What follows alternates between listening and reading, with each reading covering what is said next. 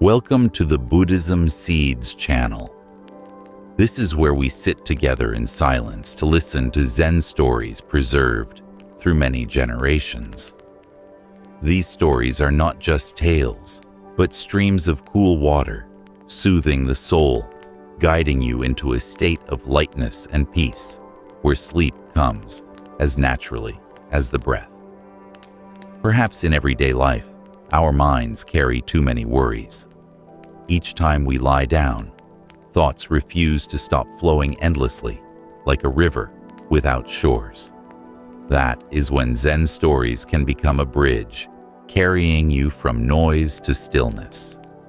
There your mind rests, your heart is warmed, and sleep becomes a journey back to yourself, instead of a weary struggle. The teachings of meditation from ancient times are simple, yet deeply moving. They do not force, nor are they lofty theories, but shine gently like a lamp in the dark. As you listen, you may feel troubles gradually dissolve, leaving only stillness and ease. So, let each story sink in slowly like a drop of water, falling into a lake, rippling out, and then settling.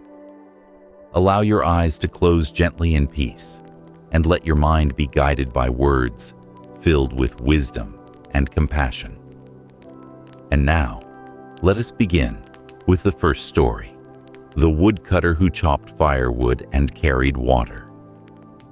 Long ago, in the time when the Buddha still walked the earth, there was a small village near the deep forests of ancient Magadha. It was a simple place, winding dirt paths, thatched roofs, the sound of roosters crowing and children playing in the mornings. The people lived off farming, a few traded in the market, but most relied on the mountains and forests for their livelihood. In that place lived a woodcutter named Jatila. Jatila was not remarkable. He had no profound learning, nor had he ordained like many monks in the region. He was just an ordinary villager, entering the forest each day to chop firewood and carry water, selling them in the market, to buy rice to feed himself and care for his aging mother. Yet in the simplicity of this life, in every drop of sweat falling to the earth, he lived a life infused with the essence of meditation. One morning, while mist still covered the thatched roofs, Jatila carried his old axe on his shoulder, ready to head into the forest. His mother, an elderly woman with silver hair, carefully reminded him, "Son, today is hot. Remember to rest, or you'll exhaust yourself. Don't push too hard and forget your health." Jatila smiled gently. "Don't worry, mother. I'm used to it. I'll chop some wood, fetch some water, and come back early." He walked off bare feet, pressing into the damp earth. The dawn sky glowed faint pink dewdrops, sparkled on bamboo leaves like tiny gems. In that moment, Jatila felt his breath clearly, breathing in cool and fresh, breathing out light and calm. A little further on, he passed some young men from the village chatting loudly. They looked at him and sneered. "Hey, Jatila, chopping wood and hauling water every day. How will you ever get ahead?" Others study scriptures and laws hoping to become wise, but you all your life is just axes and buckets. Another chimed in. Exactly, life should be about seeking something higher, sticking to wood and water. How are you different from an ox or a horse? Jatila listened, not angry, not arguing. He bowed slightly and replied calmly, "Each has their own path. To study scriptures is their way. To chop wood and carry water is mine." With that, he smiled and walked on, leaving behind the sound of mocking laughter. But in Jatila's eyes there was no resentment, only the clarity of someone who knows the value of what he does. The forest welcomed him with the scent of pine and fallen leaves. Birds sang, sunlight filtered through the canopy, in shimmering beams. Jatila stopped beneath a large tree, set down his axe, and breathed deeply. Each time he raised the axe and struck, the crisp sound rang out. Strangely, within each swing, he did not feel burdened, but in rhythm with his breath. One strike, one breath. Inhale, lift. Exhale, strike, he whispered to himself.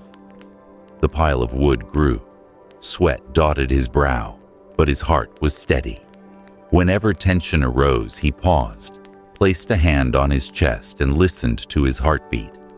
It was how he stayed awake and aware. By noon, he carried buckets of water from the stream. The path was steep shoulders, burning feet muddy, yet each step was firm and slow. He often told himself, every step leaves a mark. If rushed, I only chase the goal. If steady, I live fully in this moment. One day, a young monk passed by, and curious at Jatila's calm pace, asked Woodcutter, "Why are you so unhurried? Your shoulders are bent. The bucket's heavy. Why not hurry and finish quickly?" Jatila smiled and answered slowly, "Because I know if I rush, I lose myself. But if I walk calmly, I live with each drop of water, each clump of earth, each heartbeat. Then the burden no longer feels so heavy." The monk fell silent, with nothing more to say. That evening, Jatila returned home. He lit the fire-cooked rice and cared for his mother. Under the rising moon, as the village slept, he sat by the porch gazing toward the forest. Sometimes he thought, every day I chop wood and fetch water. But isn't it through these simple tasks that I live each day fully? Insects chirped, wind passed through the thatch. In that stillness, his heart became calm, like a lake reflecting the moon. People often say meditation is sitting still deep in trance. But for Jatila, meditation was in every breath, every strike of the axe, every step with the water buckets. Meditation wasn't far away. It was right within daily acts, if only one remained mindful. Another day, while Jatila carried water, he met students of a learned teacher. Dressed neatly, holding bamboo texts, they looked at his sweat and mocked, "What a wasted life. We study the lofty Dharma while he spends his life chopping wood and hauling water. Such futility." Another agreed. Yes, life should achieve greatness, leaving a legacy. Work so petty only wears out the body and dulls the mind. Jatila set down the buckets, wiped his sweat, and replied gently, "You study scriptures. I learn from each drop of water. You seek wisdom in your teacher's words. I find it in the sound of the axe striking wood, in the murmur of the stream." Each of us walks our own path, yet no one is higher or lower. One student frowned. "You dare compare your menial labor to the sacred scriptures?" Jatila remained calm. "I am not comparing. I simply live fully with my path. In each drop of sweat, I realize if my mind is unsteady, the axe strikes crooked. If my mind is scattered, the water spills." Isn't that also a lesson in mindfulness? Hearing this, the group fell silent. That night, sitting beside his mother, Jatila told her what had happened. The old woman smiled kindly, holding his hand. "My son, some find the way in temples, some in mountains, some in scriptures. You find it in daily life. Do not let others' words shake you. I am proud of you." Jatila bowed his head and said softly, "Mother, sometimes I wonder, are they right? Will my life circling only wood and water fade like a small lamp in the wind?" The old woman looked deep into his eyes, her gaze vast as the sea sun. If a small lamp can light a room, it is no less valuable. Do not think your work is insignificant.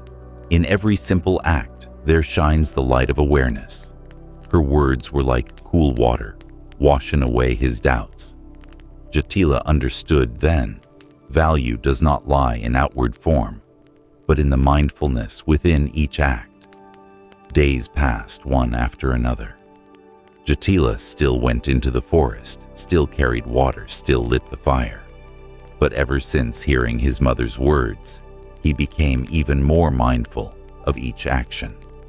When he chopped a piece of wood, he felt his hands steady. When he scooped a bucket of water, he heard the sound like a gentle melody. When he looked at the flickering fire, he smiled, feeling the warmth spreading not only through the house, but also through his heart. One day, while splitting wood by the stream, a traveler passed by. Exhausted, he asked for a sip of water. Jatila kindly invited him to sit and offered a bucket of cool water. After drinking, the traveler sighed. "The water is so refreshing. Thank you. But tell me, you work so hard every single day. Don't you feel your life is meaningless?" Jatila shook his head, his eyes bright. "I feel my life is full of meaning. Every strike of the axe teaches me focus. Every step carrying water teaches me patience. Every grain of rice I buy with this effort helps me feed my aging mother. Isn't that meaningful enough?" The traveler was silent, bowing his head for a long while. Then he softly said, "Perhaps you have understood something that many who study widely have not yet grasped." After that afternoon, those words were like seeds planted in Jatila's mind. He no longer felt the slightest doubt. He knew that his path, though simple, led to awareness in each passing moment. Each night, he often sat watching the moon reflect on the surface of his water buckets. The moonlight shimmered the water calm like a mirror. He thought, if our minds were as still as this water, then the light of truth would naturally reveal itself. There would be no need to search far away. The days continued with Jatila's life, revolving around the forest, the stream, and the small house where his mother waited. Yet within those seemingly repetitive rhythms, unexpected events slowly arose, bringing new tests for his heart. One summer morning before the sun rose over the mountains, Jatila carried his axe into the forest. The familiar path echoed with loud laughter. A group of village youths, who often mocked him, were gathered in conversation. Seeing Jatila walk by, they raised their voices on purpose, off again to chop wood and carry water. "Jatila, someone like you is only fit to be a laborer. While others seek the path of learning, all you'll ever do is haul that axe around." Another sneered, exactly who could ever be proud of. Chopping wood day after day, chop and carry, you're no different from a millstone turning endlessly. Jatila stopped, set down his load, and looked at them calmly. Then he gently said, "You look down on wood and water, but think without firewood, how could you cook the evening meal? Without water, how could you quench your thirst on a summer day? These may seem small tasks, but without them, would life be complete?" One young man fell silent, his face flushing, but another snapped, "Even if necessary, it is still lowly work. A wise person should study scriptures, discuss the universe, not waste a life on such petty chores." Jatila did not argue further. He simply picked up his load and continued walking. Inside, he knew that if he dwelled on people's words, his mind would be disturbed. Better to quietly keep walking his own path. That day, the forest was oppressively hot sunlight, piercing through the dense canopy in blinding rays. Jatila worked steadily, the sound of his axe splitting wood echoing through the forest. But today, his heart was not fully at peace. The villagers' scorn still lingered, He thought to himself, "Am I truly wasting my life? Others study scriptures, seek the path, while I circle endlessly around wood and water." Lost in thought, his axe slipped, nearly striking his leg. Startled, he stumbled back, cold sweat running down his face. At that moment, he realized when the mind is unsettled, actions go astray. Just one moment of carelessness and disaster could strike. He sank to the ground, breathing heavily. In the sound of the nearby stream, he seemed to hear a whisper, "Return to the breath. Let the mind rest in the present." Jatila closed his eyes, listening to his heartbeat, breathing in, breathing out. After a while, he calmed down. Looking at the misplaced strike, he murmured, "Yes." When the mind is shaken by others' words, we cannot see the truth before us. Even chopping wood becomes dangerous. How much more so the whole of life? As evening fell, Jatila carried water buckets back to the village. Along the way, he saw an old monk resting under a tree. Seeing his burden, the monk called out, "Woodcutter, stop a moment. I wish to ask you something." Jatila bowed, setting down his load. "Master, please teach me. I see you every day chopping wood, carrying water. Do you ever think your life will pass away like this, until you grow old and die, leaving no trace behind?" Jatila paused, then answered, "Master, I have thought of it. But then I realized life does not need to leave some grand mark. If each day I can care for my mother, provide firewood for the village's hearth, and bring water for the thirsty, then that is a mark. A mark is not in greatness, but in mindfulness, within each act." The old monk gazed at him for a long time, then nodded. "You have grasped what many practitioners have not. Awareness is not in distant places, it is in the smallest acts. Hold to that mind, and you will not lose your way." Jatila bowed in gratitude and continued on his way, his heart light, as if a hidden burden had been lifted. But the storms had not yet ended. One day, a rumor spread through the village. A wealthy man had donated much gold and silver to a great monastery. People buzzed with excitement, praising his devotion. During talk at the market, someone said, "Only those who do great deeds are worthy. As for woodcutters and water carriers, they leave nothing behind in life." Hearing this, Jatila felt a pang of sadness. That night, he sat on the porch looking at the full moon in the sky. His mother noticed his silence and asked, "Son, what troubles you? Mother, people say only great deeds have value. I wonder, is my life too ordinary?" The old woman held his hand, her voice warm. "Remember, without water, the fields dry. Without wood, the hearth grows cold. People may call it small, but such work sustains life. Do not let others' words make you forget the light in your heart." Jatila nodded, eyes glistening. From then on, he became even more attentive in each act. When he split wood, he treated it as a lesson in focus. When he carried water, he treated it as a lesson in patience. Slowly, those who once mocked him began to notice. They saw he never grew angry, never gave up. One day, a village boy asked Uncle Jatila, "Why don't you get angry when people tease you?" Jatila patted his head and smiled kindly. "Because if I get angry, I suffer first.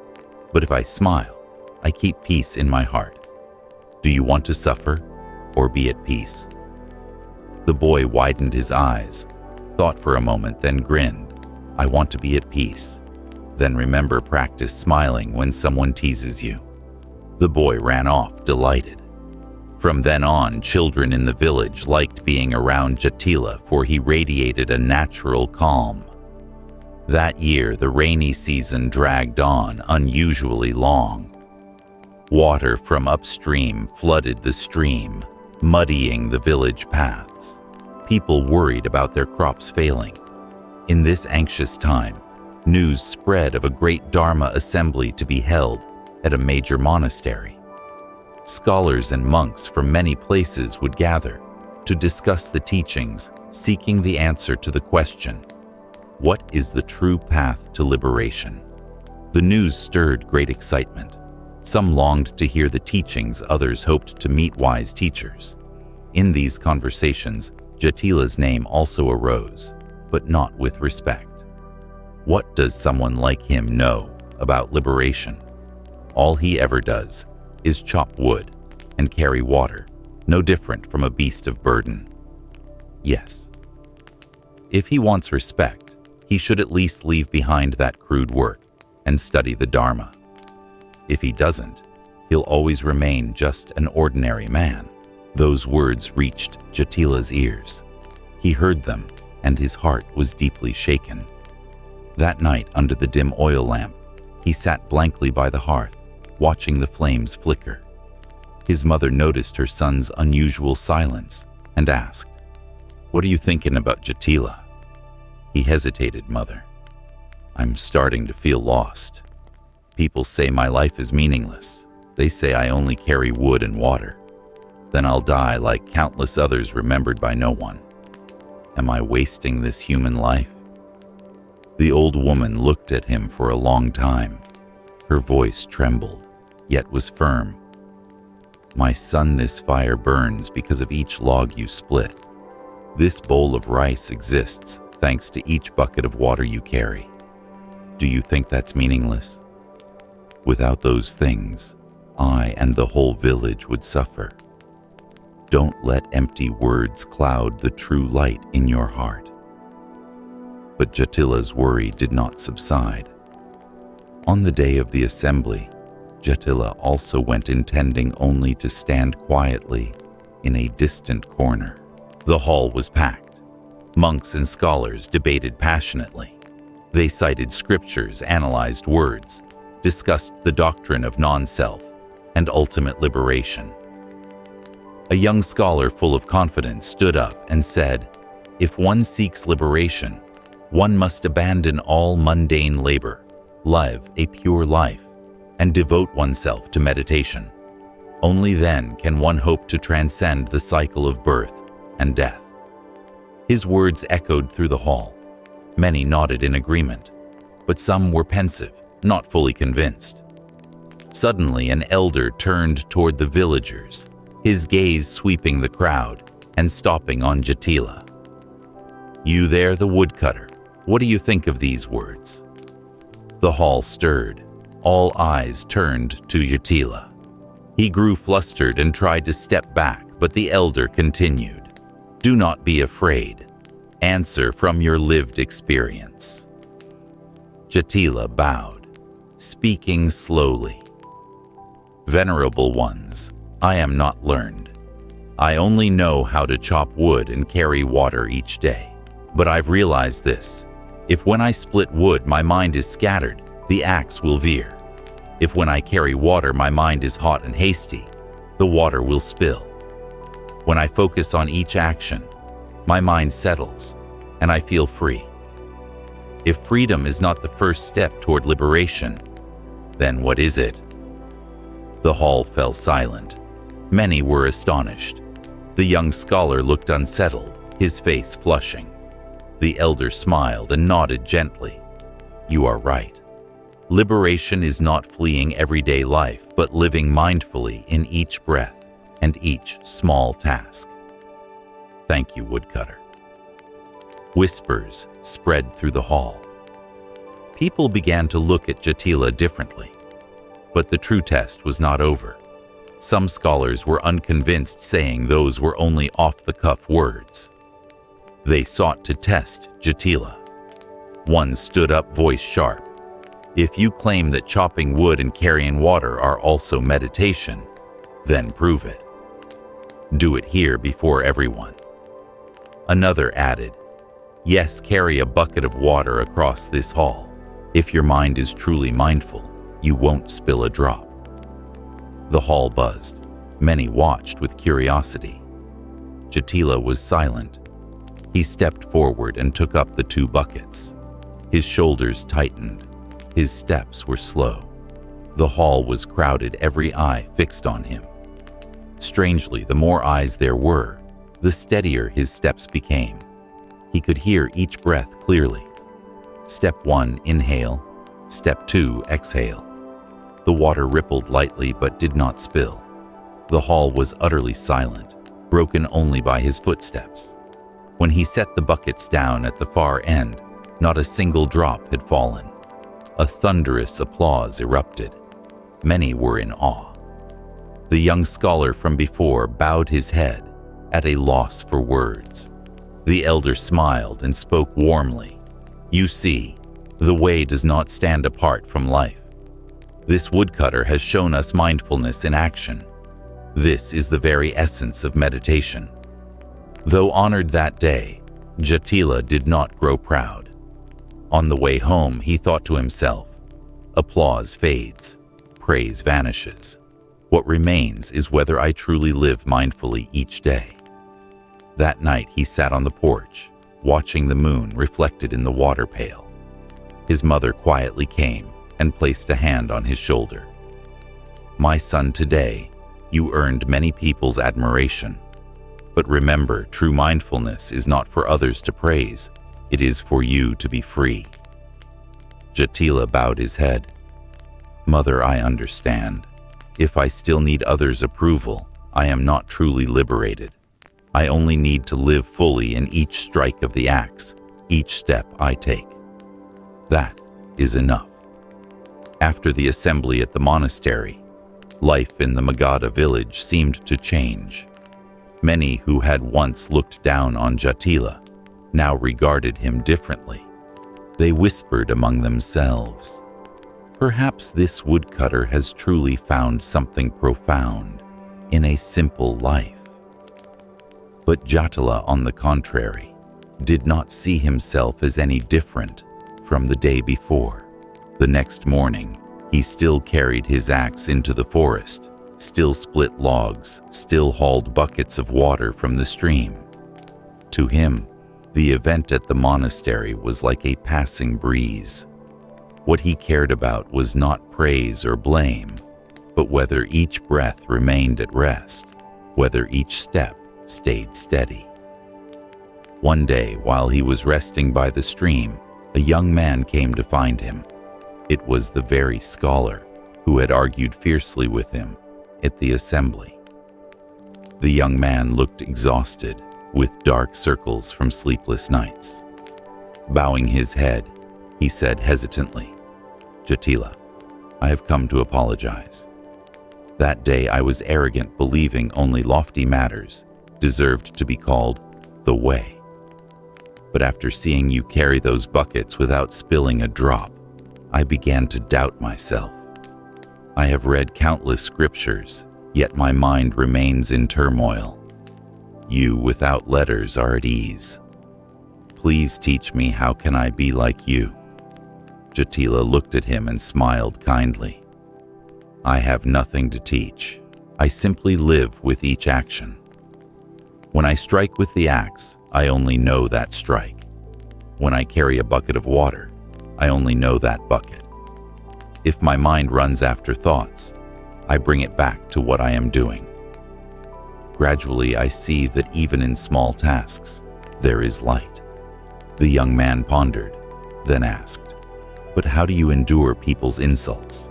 My heart burns like fire when I'm offended." Jatila replied slowly, "I too used to burn with anger.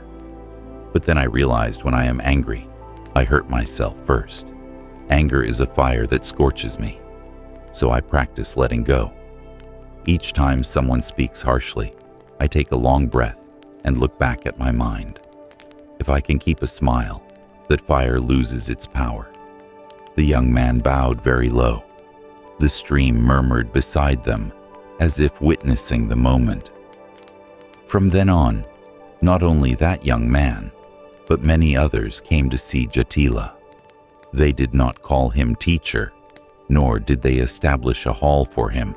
They simply sat with him, watched how he split wood, how he carried water, and felt it for themselves. A woman in the village said, "Each time I see Jatila carrying water, I feel there is music in his steps." Because of that, I've learned to be more patient in caring for my family. An old farmer said I used to lose my temper with my children, but after seeing Jatila remain silent before mockery, I tried doing the same. Strangely, I felt my heart grow lighter. Such words gradually spread, but Jatila never claimed to be enlightened. He only said, "I am just someone who chops wood and carries water. If there is any difference, it is that I try to be mindful while chopping wood and carrying water." Time passed, and Jatila's mother grew weaker. She often sat by the porch, smiling as her son returned with burdened shoulders. One evening at dusk, she called him close, her voice trembling.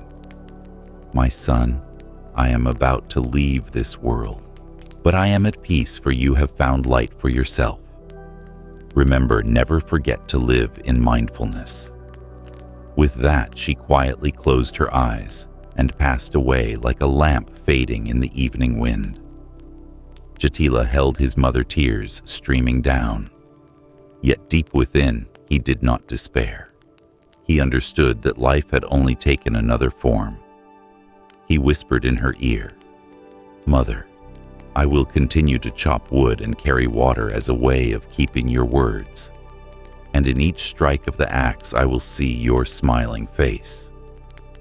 After his mother's death, Jatila lived alone. Many in the village advised him to leave to find a new place or to join a monastery. But he shook his head. "I don't need to go anywhere else. These mountains and forests are my monastery. Wood and water are my scriptures. I only need to live each day fully here." People gradually understood that Jatila did not need a monk's robe to be a practitioner. He was already one who practiced meditation within ordinary life. One day, a caravan of merchants passed through the village. Seeing Jatila carrying water with ease, they asked curiously, "Woodcutter, why don't you sell your labor to us? We will pay handsomely. You would have more gold and silver than in this small village." Jatila answered calmly, "Purses may be filled with gold and silver, but if the heart is empty, what good is it? I carry water here, and my heart is at peace. That means I am already rich." The merchants were taken aback, then quietly moved on. From then on, Jatila grew even more steadfast. He no longer wavered before praise or blame, nor was he swayed by profit. His days remained simple: morning in the forest, noon, carrying water, evening under the moon. But in every moment, he lived fully. One day, the boy who had once asked him about anger came running again. Now older with curious eyes, he asked Uncle Jatila, "I still don't understand. Why don't you get bored doing the same thing every day?" Jatila smiled gently, "Because no day is ever the same. The tree today is not the tree of yesterday. The drop of water today is not the drop of yesterday. If you know how to look, each day is a miracle." The boy grew thoughtful, as if something had clicked. Years went by, and Jatila's hair turned white. One evening, sitting under the moon, an old friend asked Jatila, "Have you found the way?"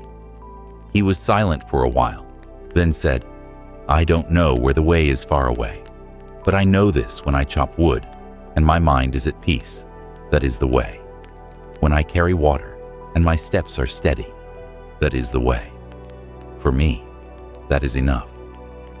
The friend fell silent and bowed in respect. That autumn, the mountains and forests of Magadha were blanketed in golden leaves. The wind rustled through the trees, carrying the breath of time. The small village was as peaceful as ever, but in many hearts the name Jatila was no longer a common woodcutter. He had become a quiet symbol, living simply yet profoundly unassuming, yet complete in every moment. Jatila was now old. Silver hair draped his shoulders, his back bent from years of heavy burdens. Yet his eyes were still bright, his smile still gentle. People said that when they looked into his eyes, they felt a strange serenity, as though gazing into a still lake under the moon. One morning at first light, a group of young monks came to visit. They had heard of Jatila and wanted to meet the one called the mindful woodcutter. After greetings, one asked Sir Jatila, "We have studied many scriptures and spent months in retreat, yet our minds still waver. Please give us a teaching." Leaning on his staff, Jatila pointed to the blazing hearth inside the house. "Do you see that stove? The fire burns bright because there is wood. But if the mind is chaotic and the wood is cut unevenly, the fire will die. Likewise, if you want your minds to be bright, be mindful in the smallest acts. Eating a bowl of rice, drinking a sip of water, taking a single step. If done with right mindfulness, the mind gradually becomes clear. When the mind is clear, practice truly sinks in." A young monk asked anxiously, "But sir, we were taught that one must leave ordinary life to attain liberation. You say the way exists in everyday tasks. Doesn't that contradict it?" Jatila smiled gently. "Not at all. Leaving ordinary life means cutting off greed, anger, and delusion, not running from small tasks. If you sit in meditation while thinking of wealth and fame, that is not liberation. Conversely, if you strike with an axe with a steady mind and carry a bucket of water with a calm heart, that is already the way. Try it and see." Hearing this, the young monks bowed in gratitude. They realized that wisdom does not necessarily reside only in books, but also in daily life, if we know how to look with mindful eyes. Many years passed, and Jatila continued living in the small house at the mountain's foot. The boy from long ago had grown up and become a pillar of the village. One evening he visited Jatila, carrying a basket of rice. He spoke, voice full of emotion. "Uncle Jatila, long ago you taught me not to be angry, but to smile. I followed your advice, and truly my life has changed. Today I bring this rice as a token of gratitude." Jatila smiled, accepted the basket, and placed a hand on the young man's shoulder. "My child, I need nothing more than to see you live in peace. But remember, this rice will be gone. This firewood will burn out. Only mindfulness is a treasure that never runs dry. Keep it, and you will not fear poverty or suffering." The young man's eyes filled with tears. He bowed deeply. In time, Jatila's health declined. He lay on a bamboo bed, his breath growing short. Villagers came to visit. Some cried, others worried, but Jatila remained calm. He took the hand of an old friend and whispered, "I am not afraid of death. I know I have lived fully each day. When I chopped wood, I truly chopped wood. When I carried water, I truly carried water. So now, when I let go of my final breath, I am simply exhaling."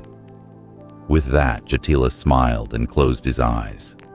He departed gently like a leaf falling in the autumn wind, unentangled, without regret. The villagers were silent. They no longer saw a poor woodcutter, but a quiet teacher who had taught them the deepest lesson through his simple life. After Jatila's passing, years went by, yet his story was still told by the hearth under bright moonlit nights. People passed it on. He taught that meditation is not far away. It is right in chopping wood, carrying water, cooking meals, sweeping the floor. Meditation is not fleeing life, but living mindfully within it. Listeners, whether children or the elderly, nodded their heads, and so the seeds of mindfulness spread, sinking deep into the life of that small village. The story of Jatila leaves us with an eternal message, one that seems simple, yet upon reflection reveals deep power. Jatila was not a sage preaching from a high seat, nor a learned scholar with thousands of scriptures in hand. He was just an ordinary woodcutter, chopping wood and carrying water, day after day. Yet precisely in each strike of the axe and each burdensome step, he found the path to liberation. Jatila taught that mindfulness is not confined to the meditation hall. It is present in the smallest actions. We often think meditation means sitting motionless for hours, eyes closed in silence. But Jatila showed that meditation can blossom even while we work, sweeping the house, cooking, washing dishes, or simply walking down the village path. If we truly place our whole mind into what we are doing, every action becomes a meditation practice. He also showed that right mindfulness is not just sitting still, but living fully with the task at hand. When drinking a cup of tea, truly drink it. Feel the warm taste spread across the tongue. When driving, truly drive. Notice each turn of the wheels, each passing streetlight. When washing dishes, pay attention to the flowing water, the clink of bowls, the coolness at your fingertips. These seemingly ordinary things, when done with a settled mind, become miracles that nourish body and heart. Above all, Jatila emphasized that liberation is not running away from life, but not being bound by greed, anger, and delusion in the midst of life. We don't need to leave our homes or retreat to remote mountains to find the way. The way is present in daily collisions. When someone says something hurtful, do we let go or hold on? When anger arises, do we let it burn us or take a deep breath to soothe it? When desire urges us on, do we chase it or step back to see its impermanence? Liberation is not far away. It lies within these small choices. For each of us, Jatila's lesson still holds. You may never wield an axe or carry heavy water buckets, but you will certainly have daily repetitive tasks. Cooking a meal, sweeping a room, bathing a child, or sitting for hours in traffic. If you do these things with attention, with a mind not drifting to the past or worrying about the future, you too are walking the path Jatila walked. When you live this way, you realize that happiness is not distant, not waiting at the end of a long road. It is present in every moment. A sip of morning tea, a deep breath in a hurried crowd, a smile offered to someone, each can open the door to peace. The story of Jatila reminds us that the way is not something lofty. It is a way of living. And when you begin to live mindfully, even the smallest tasks can become a path to freedom. One bright moonlit night, many years after Jatila had passed, the once young boy had become the village elder. He sat telling the children, "Children, remember what the woodcutter taught us. Before enlightenment, I chop wood and carry water. After enlightenment, I still chop wood and carry water. What changes is not the task, but the mind while doing it. If you remember this, you will never lose your way." The children gathered round, eyes sparkling. One child asked shyly, "Elder, does that mean there is wisdom even in the grain of rice we eat every day?" The elder smiled gently and nodded, "Yes. In each grain of rice there is the sweat of those who planted it, the sun and rain of the heavens, the love of the one who cooked it. If we eat with mindfulness, we will see that grain contains the whole universe." And that is the story I will tell you next. The Story of the Fallen Grain of Rice. Moonlight washed over them. Children giggled softly, and the next story began. The Fallen Grain of Rice. Welcome back to Buddhism Seeds. Tonight, as we lift a cup of hot tea and let the sounds of the day settle, I invite you to step into a story that seems small, no more than a grain of rice slipping from the palm, yet it can stir how we live and how we touch life. In a valley of ripened rice in the land of Magadha, where the wind carries the fragrance of fields and the pounding of rice mills rings out each afternoon, a young man named Ketu was born among seasons of rice. His father died early, and Ketu lived with his mother Daya and his younger sister Rupa in a wooden house overlooking the fields. Each morning, when clouds still clung to the tips of the rice like white salt, Daya lit the stove, rinsed rice in a jar of crystal clear water, and softly repeated a sentence she had spoken all her life. My child, in a single grain of rice, there is the sweat of many people, the sun and the rain, and the patient footsteps of oxen. Do not waste even one grain, dear. Ketu often smiled and let it pass. He was strong and skillful, quick at plowing and planting, steady under a load. But in his heart, he was impatient to do great things, to go beyond the village fields. Small matters, how to set a bowl, pour water, or pick up a fallen grain of rice, he considered trivial. That day, the village held the first market of the season.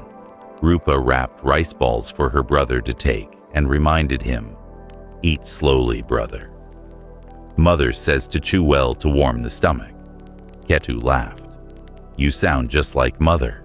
I'm busy with 100 things. Who has time to count each grain of rice?" Daya looked at her son, her eyes gentle yet deep. "It's not counting to be slow, but to know you are eating rice, Ketu.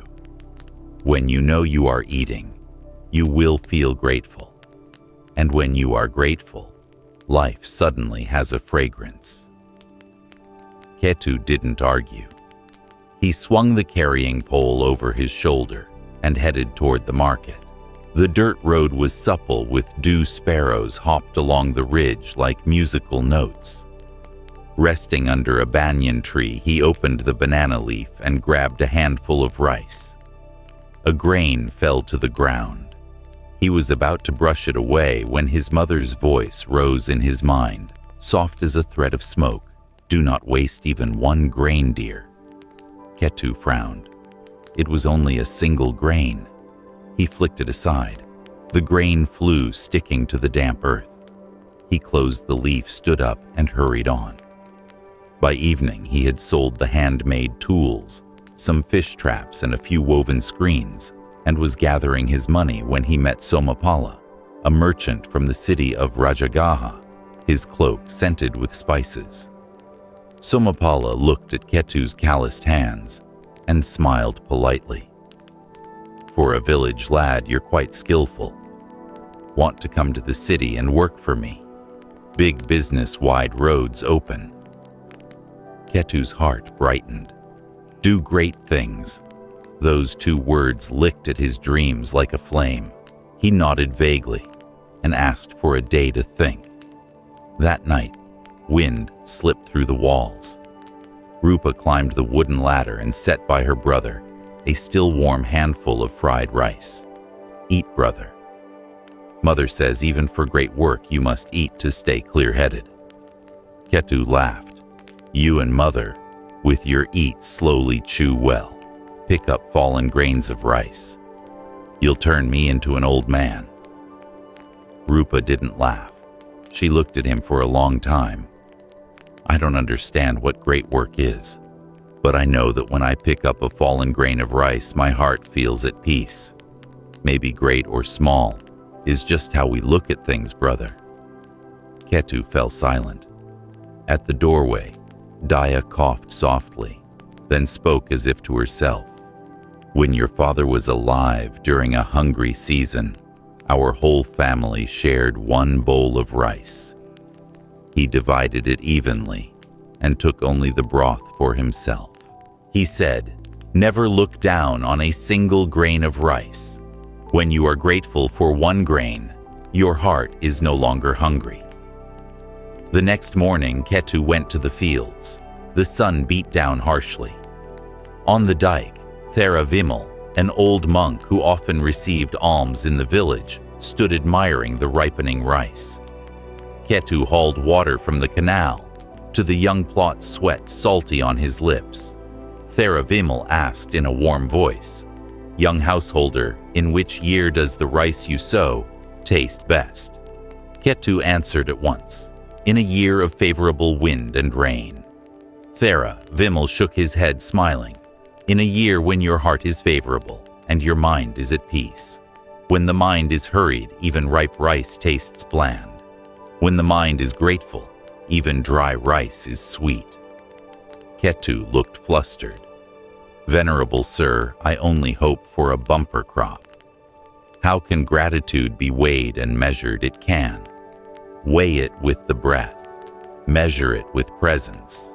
Each time you scoop rice to cook, try to bow your head just for a blink and see within it are clouds, rain, and a farmer in a distant field.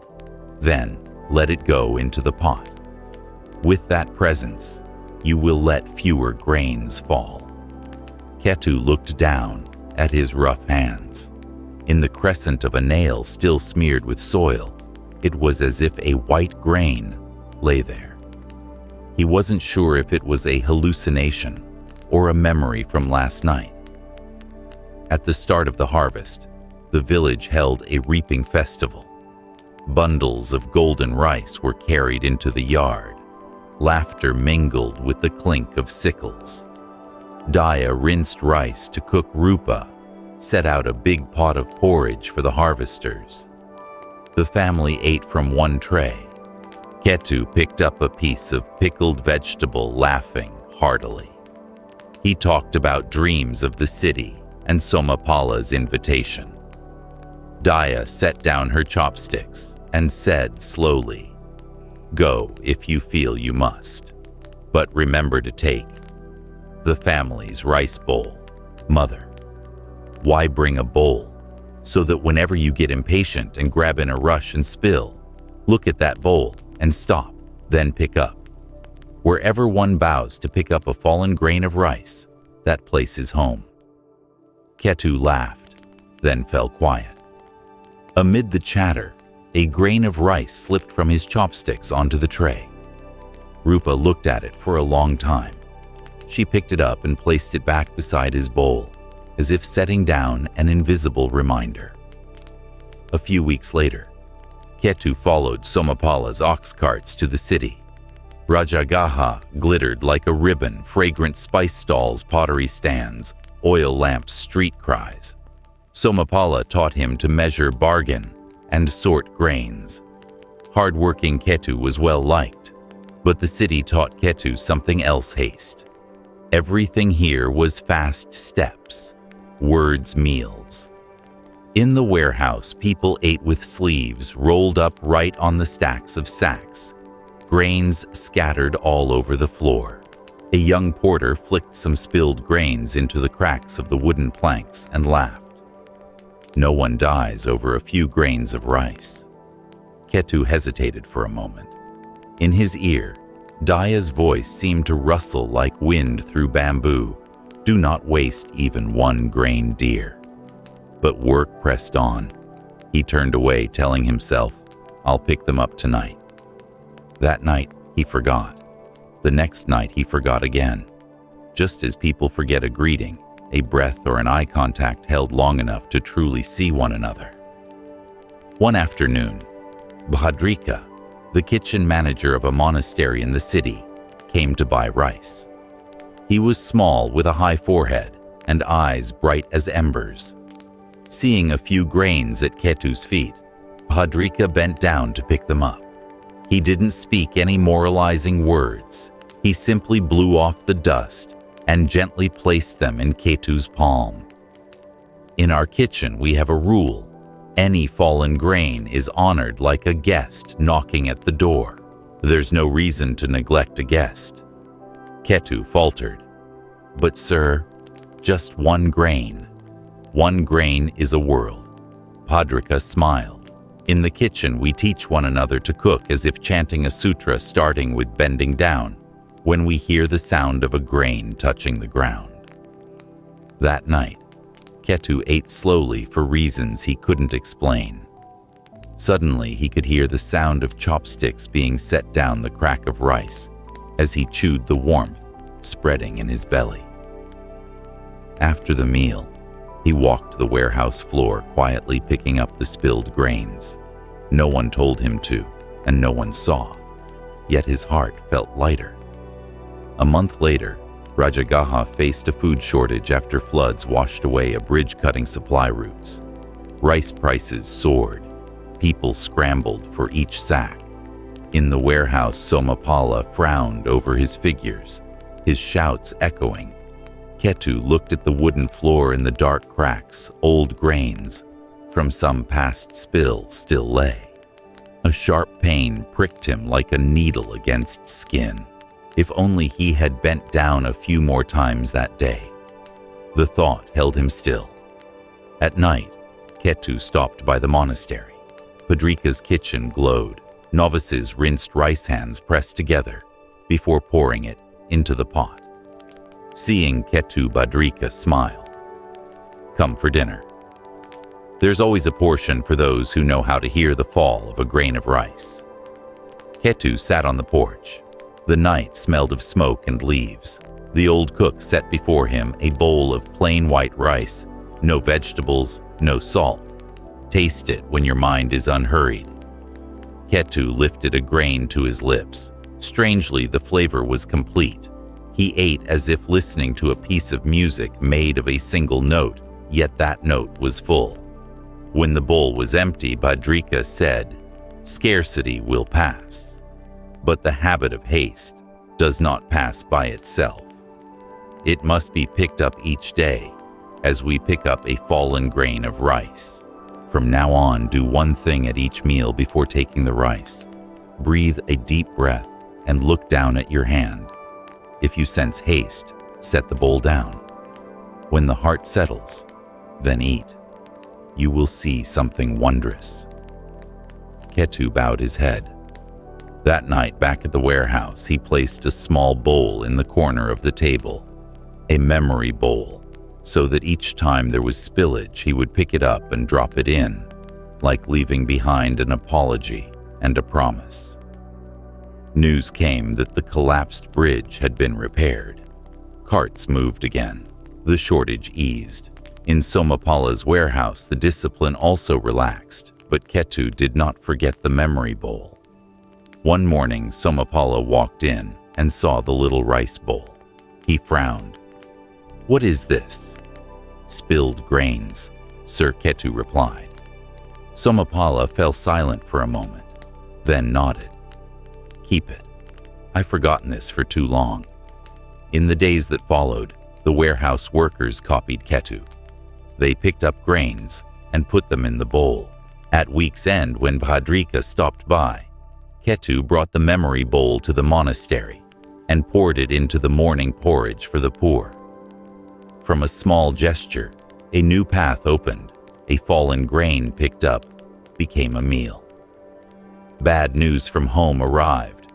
Before the village harvest was done, Daya was gravely ill. Ketu asked Somapala for leave to return. The road was long, and he carried with him the small bowl from the warehouse, as if bringing a piece of the city that had grown gentler. Daya lay on a mat, her eyes still bright. She was weak, but she smiled when she saw her son. "My child, you've returned." Ketu held his mother's hand. "Mother, I'm sorry for the grains I let fall, and for the days I lived in haste." Daya shook her head. "No one lives without dropping something. What matters is whether you see it so you can bend down, pick it up, and be grateful." By the stove, Rupa was rinsing rice. She moved very slowly, pouring water, touching the grains with her fingertips, listening to the cheerful rustle. Ketu stood behind her, relearning from the beginning, setting bowls, washing hands, laying out the tray, inviting to eat. That evening, the three sat close together. Daya ate very little, but she let the empty bowl sit before her longer than usual, as if looking into the space that a human life leaves, so that those who remain will know to fill it with mindfulness. Night fell. Wind slipped through the slats. The murmur of insects sounded like a sutra. Ketu stepped into the yard and looked into the deep sky, suddenly feeling the pride within him settle like cooled ash. He closed his eyes and took a long breath. Somewhere in his mind, the sound of a grain of rice touching the ground rose softly, but he no longer turned away. He bent down and picked it up, this time with both hands.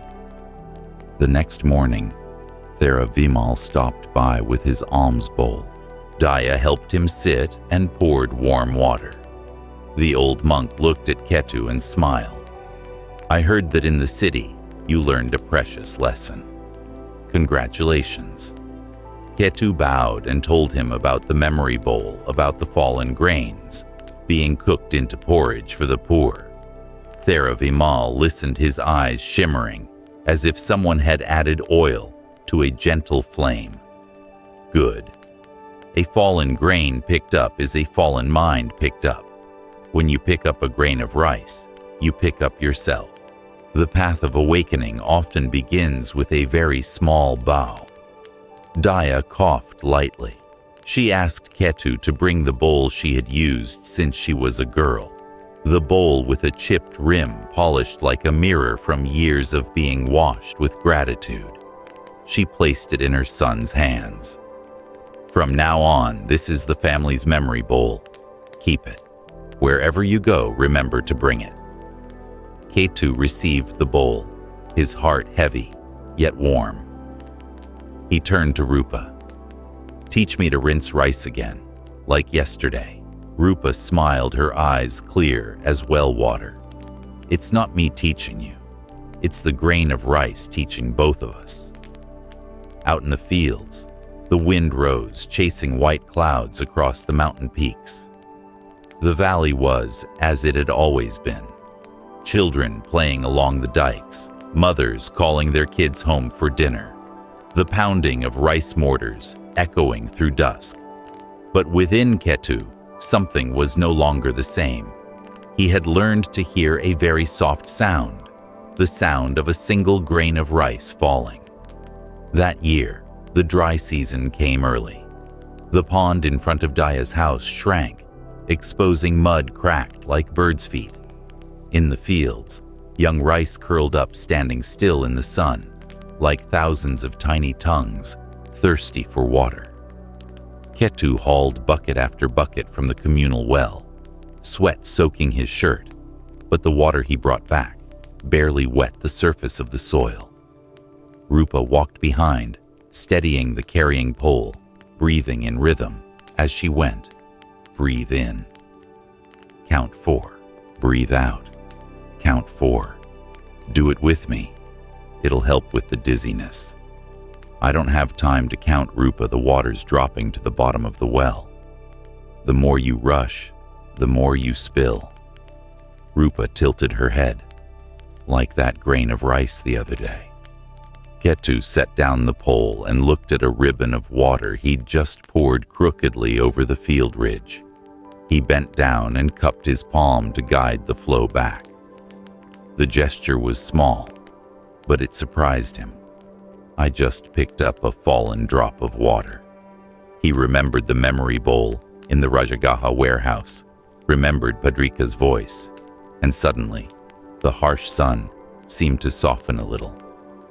At noon, Theravimal came by along the dike. Seeing the cracked fields, the old monk sat on the grass and asked the siblings to rest their hands, then said, "Dryness belongs to the earth. Don't let it become dryness of the heart.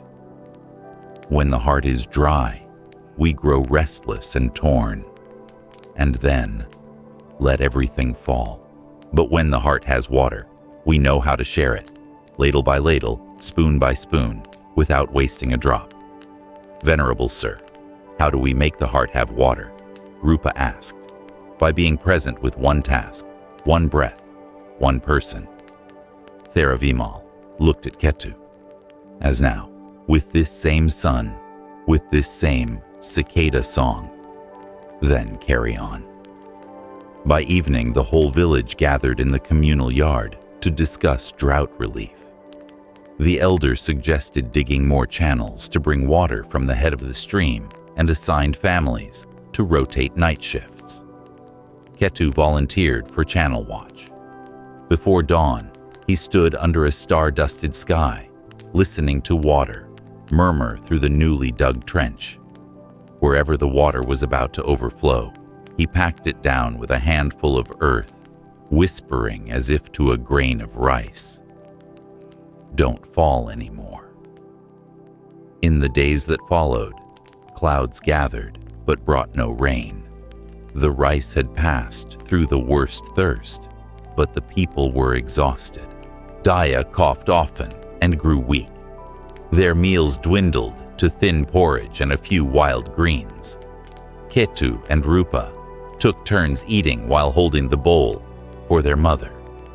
Daya lifted the spoon very slowly, her eyes shining with gratitude. This porridge is fragrant because both of you are present in it. Ketu felt that simple sentence go straight to his heart. To be present, not just to stand there, but to stand there with one's whole heart. He set down his chopsticks and pressed his palms to the porridge bowl as if to a teacher. In the middle of the drought, Somapala returned from the city to buy dry straw for fuel. He visited Daya and gifted a jar of cane syrup. Late at night, he spoke privately to Ketu. "Come back to Rajagaha with me. I need someone trustworthy, plenty of work, good pay. In the village now, all you can do is wait for rain. My mother is weak." Ketu hesitated. "I know. I'll send money regularly. You're young. If small things keep holding you back, you'll miss the big ones." The word big stirred his old dream again. That night, Ketu sat on the steps, eyes fixed on the dark mountain range. Rupa poured warm water and sat beside him. "Are you afraid of leaving Mother or of leaving the village?" "I'm afraid of losing myself again. In the city, I once forgot to pick up what had fallen. If you bring the memory bowl, and if at your first meal in the city, you eat with Mother in your heart, are you truly leaving her?" Rupa's question was like a lamp. Ketu understood the issue wasn't to go or to stay, but what he would carry with him. The next morning, Daya held her son's hand. "Go. I'll be more at peace than watching you sit here and dry out like an abandoned field. But remember, at every meal, invite me to eat with you, in your heart." Ketu wrapped his mother's chipped bowl in a soft cloth and left with Somapala. Rajagaha greeted them with traffic jams of carts, the bellow of oxen, and the mingled smells of spices and labor's sweat. Ketu returned to the warehouse and set the memory bowl in its old corner. He reorganized the paths laid down. Reed mats built low bamboo edges along the walkways so spilled rice wouldn't roll into cracks. With the porters, he said lift and set down with the breath, not with the habit of haste. Inhale, place gently. Exhale, draw your hands back. If someone spills and someone else picks up, no blame. Just do it again. Some laughed, the woodcutter teaching meditation. But after a week, everyone saw the warehouse was cleaner and waste was down. Somapala stood on the shining floor and nodded. "You've made the rice. Obey. I owe you a proper meal." Ketu replied, "Sir, we owe the rice far more." Rumors of the breathing warehouse spread to Bhadrika's monastery. The cook came by and stood a long time before the half-full memory bowl. He smiled at his unofficial student. "Fallen grains are being saved." And the fallen heart's venerable Sir Ketu looked out to the yard, where a young porter secretly wiped away tears. Them too. Tonight's soup gets extra ginger to warm the belly, and someone to listen to warm the heart. That evening, Ketu sat with the porter. He offered no advice, only asked the names of his wife, his children, and the fields back home. Their talk of the drought made both their eyes damp. At the end, Ketu handed him 4 small coins, the bonus Somapala had just promised, and said, "This is my fallen grain picked back up, sent to your fields." The porter gripped Ketu's hand. "Starting tomorrow, I'll pick up as well as you do." Rain came suddenly. Joy turned to worry. Flash floods tore along the city's edge, sweeping away wooden bridges. A rival's rice warehouse was inundated. Sacks burst, and the rice mixed with mud. Somapala planned to buy it cheaply, sift it, and resell. Ketu shook his head. Muddy rice brings illness. The poor eat first. They suffer first. Business is no place for tender morals, Somapala snapped. You're an employee. Don't teach me how to make money. Ketu stood straight. If you insist, I will leave the warehouse. But please don't sell dirty rice. I'll help clean it to cook as free porridge at the monastery. If you sell it, I cannot stay. Somapala's face darkened. Then he unexpectedly sighed. I'm the old one here, yet I lose to your memory bowl. Fine, gather the dirty rice. Send it to Bhadrika. I'll take the loss this time. Consider it picking up a fallen grain of my own. During the days of flooding, Ketu and the team hauled the dirty rice to the monastery. Bhadrika set up racks to dry. It sifted it many times and cooked thick porridge fragrant with ginger, serving first the flooded labor quarters. In the long line under the rain, Ketu saw a grain of rice stuck to a child's cheek. He dabbed it gently with a cloth. The child laughed, and the rice stuck to the cloth like a tiny star. On the last night of the floods, Rajagaha went dark. Carrying the empty memory bowl, Ketu walked back to his lodging. Suddenly, he stopped and bent to pick up a grain of rice by a rain channel, not from his own warehouse. He understood his old lesson more deeply. Not every fallen grain is mine, but if I see it and I can pick it up, then it belongs to my gratitude. At dawn, a letter arrived from the village. Rupa's handwriting trembled, blurred by rain. Mother is very weak. Please come. Ketu asked for extended leave. Somapala looked at him for a long time, then placed a cloth pouch in his hand. Money from me and from the warehouse. Call it repayment for the fallen grains you've picked up for me. Go. Ketu bowed very low. This time he did not hurry. Each step was a breath. Each bend in the road was a whisper. Mother, I'm inviting you to eat with me. Daya lay as delicate as the last leaf of the season. On the wall, the chipped bowl hung in its old place. Rupa set a pot of plain porridge on the table, ladling as she spoke softly. You came just in time. Mother still wants to hold the bowl herself, but her hands shake. Ketu adjusted the pillow and helped his mother sit. She looked at the bowl, then at the memory bowl, wrapped in cloth that Ketu had brought. She smiled. You kept your word. Ketu sounded out his breath like a child learning letters. Inhale with mother. Exhale to invite mother to eat. The porridge touched Daya's lips and her eyes grew moist. Sweet. Because of your presence. At noon, Rupa told village news. The The drought trenches, the flood relief team, several households, collecting fallen grains to cook porridge at the communal hall. Ketu was surprised. Who started it? No one. Rupa smiled. People just saw others bend down, so they bent down too. Turns out picking up is contagious. Toward evening, Thera Vimal came. He sat beside Daya, rolling his prayer beads, his voice like wind through bamboo. People often ask, where does the path begin? I say, with the feet.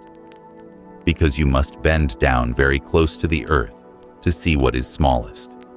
Ketu, you have learned to bend and to lift. Now learn to set down. Set your mother down in peace when it is time. Set down fear each morning. Set down pride amid criticism. Night came, rain pattering fine on the roof. Daya squeezed Ketu's hand. If I go, remember to care for Rupa. But first remember to care for your breath. Without right breathing, people go hungry even with full plates. Don't talk about going, Ketu pleaded. Going is just another way of staying. Daya smiled, slowly closing her eyes, like a grain of rice slipping from our hand, then lying in the earth, then sprouting again. Ketu sat still for a long time, listening to rain soak into the earth, like a sutra soaking into the heart. He did not shatter. He sat down. On the threshold, the memory bowl sat open, catching tiny drops of rain. Rupa closed the door and sat beside him. When the rain stops, let's pour these drops onto the seedling bed. Yes. Ketu squeezed her hand. And we'll tell the children about the memory bowl. In the days that followed, Daya's funeral was simple, scented with bamboo smoke. The whole village brought rice to share, each household a little, making one large tray. Before the first bite, Ketu asked everyone for a breath of silence. He invited his mother to eat one last time through the whole village. Chopsticks touched bowls with a sound as soft as the first rain of summer. After the 7th week memorial, Ketu returned to Rajagaha to settle his work, then chose to live between two places: farming season in the village, transport season in the city. He did something he'd never considered the year before. He set up a small memory bowl corner in front of the warehouse. Anyone who found a fallen grain could drop it in, and at week's end, the team would take it to Padrika's kitchen to make porridge. On a wooden plank hung there, Ketu wrote, "Pick up the grain, pick up the mind." At first, people dropped in a few grains for fun, then handfuls, then loose coins. An old salt cellar bent longer to pick up because her back was hunched. A child tugged his mother over to show her a grain tucked against a crack in the paving.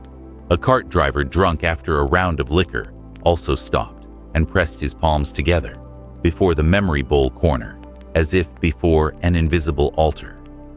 Ketu stood at a distance, saying no moralizing words. He only swept away dust, set the bowl straight again, and watched people bend down. Once Somapala came and stood frozen before the scene.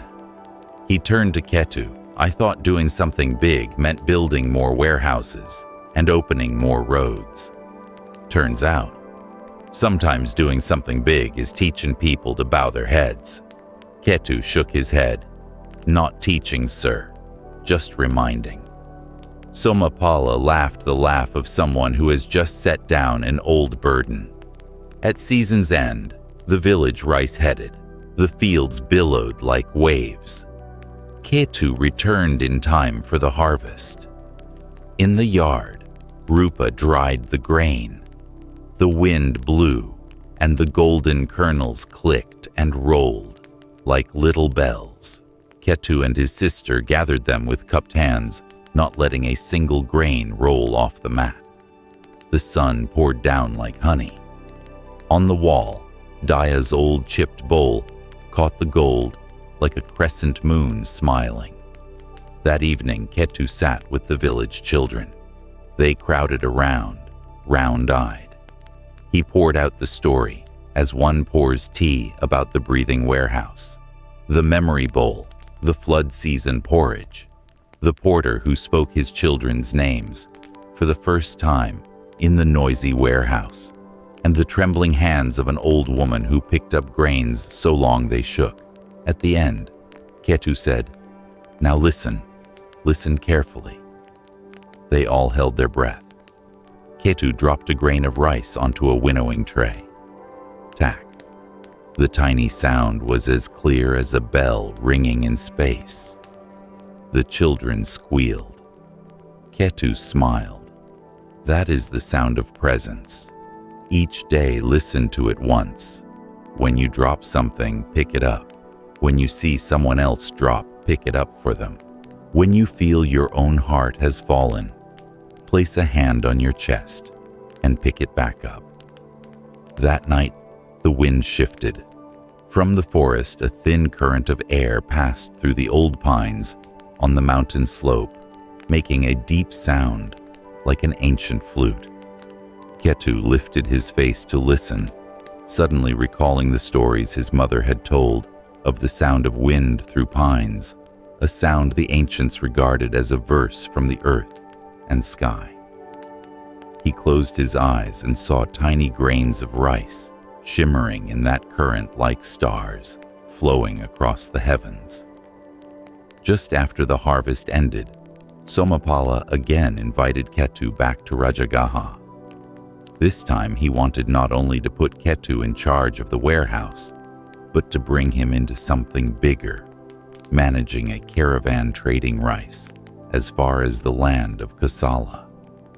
For a young man who had once longed to do big things, the offer was both tempting and dangerous.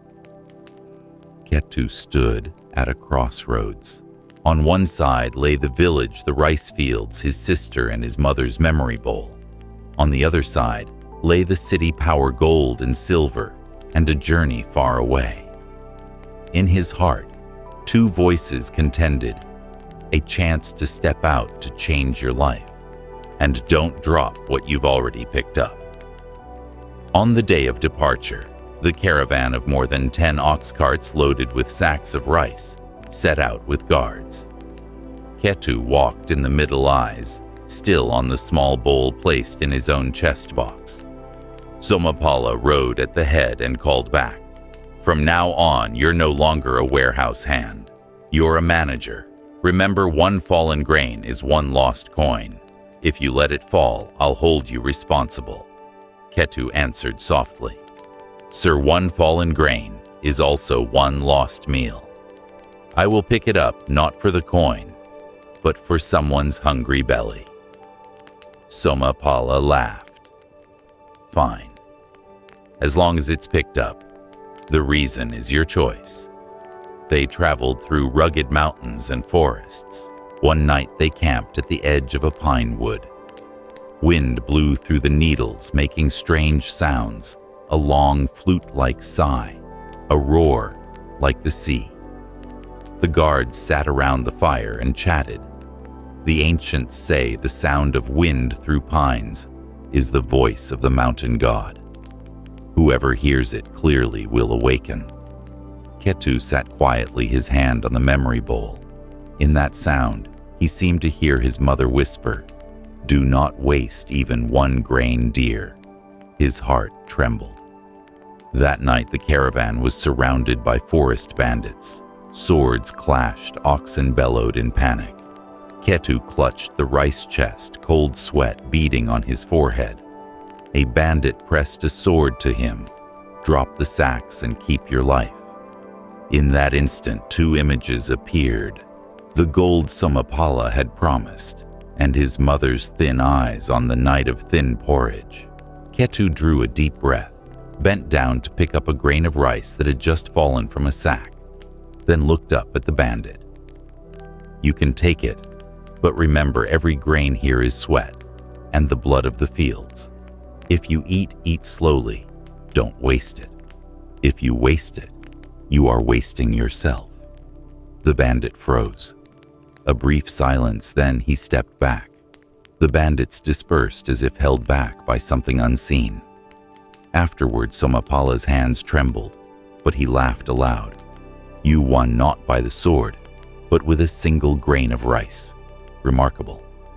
When they reached Kosala, the caravan was given a grand welcome. The king himself met Somapala and Ketu. At a lavish banquet, dishes piled high, meat and wine, in abundance. Lifting his cup, the king said, "A skillful merchant enriches both kingdoms. I will reward you richly." Everyone laughed and chatted noisily. Only Ketu sat silent. His eyes fell on the stone floor. A white grain of rice had slipped from a golden tray. No one noticed. A servant rushed by and stepped on it by accident. A pang struck Ketu's heart. He bent down, picked up the grain with both hands, and placed it in his own bowl. The whole table fell still. The king frowned at him. "Just one grain, why pick it up?" Ketu pressed his palms together. "Your Majesty, one grain is a world. If I don't pick it up, my heart will fall with it. And when the heart falls, all riches are meaningless." Silence spread. Then the king burst out laughing and clapped. "A merchant who knows to pick up a fallen grain of rice, our country needs such a man. Stay and teach my people." That night, Somapala pulled Ketu outside. "Are you mad? Throwing away a golden chance to bend down for a single grain?" Ketu replied calmly, "Sir, picking up that grain was picking up the opportunity, the chance to keep from losing myself." Somapala sighed, and for the first time did not argue back. But a greater test came when bad news arrived from the village. Rupa was gravely ill. Ketu asked to withdraw, but the king and Somapala wanted to keep him. They promised rank and gold. Amid the temptations, Ketu recalled the wind through the pines the night before. He saw clearly temptation was the grain falling from his hand. If he did not bend down, he would lose everything. Ketu knelt before the king. "Your Majesty, I dare not accept rewards. I must go home. My sister is the grain of my life. If I abandon her, I have nothing left to teach anyone." The king was stunned. After a moment, he nodded. "Go. He who knows how to keep one grain will know how to keep a whole life." Ketu returned and held Rupa, who was barely breathing. He took her hand and whispered, "I've picked up fallen grains. Now I'm picking you up. Don't go." Rupa smiled faintly and whispered, "Brother, you truly have done something great." A tear fell onto her hand, hot as fire. Rupa survived the crisis after many nights of high fever. The old village physician's remedy, together with Ketu's patient care, gradually brought her back to life. With each small spoon of porridge, Ketu fed her with both trembling hands, as if cradling his whole life. One morning, when Rupa could sit up with a pillow behind her, she took her brother's hand and smiled weakly. "Brother, perhaps I lived on because of the way you invited each grain into your heart. When you fed me, I didn't just taste rice. I felt mother the fields and the peace you offered." Ketu fell silent. He understood feeding porridge had become a mindfulness ritual, and that very mindfulness had saved his sister not only through nutrition, but by the support of the heart. From then on, the two siblings kept a new habit at home.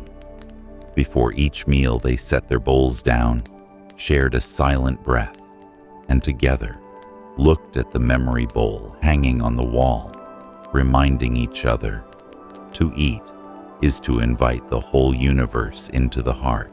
News that Ketu had refused gold to care for his sister quickly spread through the village. People began to see him differently. From a hot-headed young man who dreamed of doing big things, Ketu became an example for the village of doing big, through small acts. One day the village elder came with several young farmers. Sitting on the mat, he said, "Ketu, I've heard about your memory bowl. The youth are curious and want to learn. Will you show them?" Ketu hesitated. "I'm only someone who chops wood and carries water. I'm afraid I'm not worthy to teach." The elder smiled.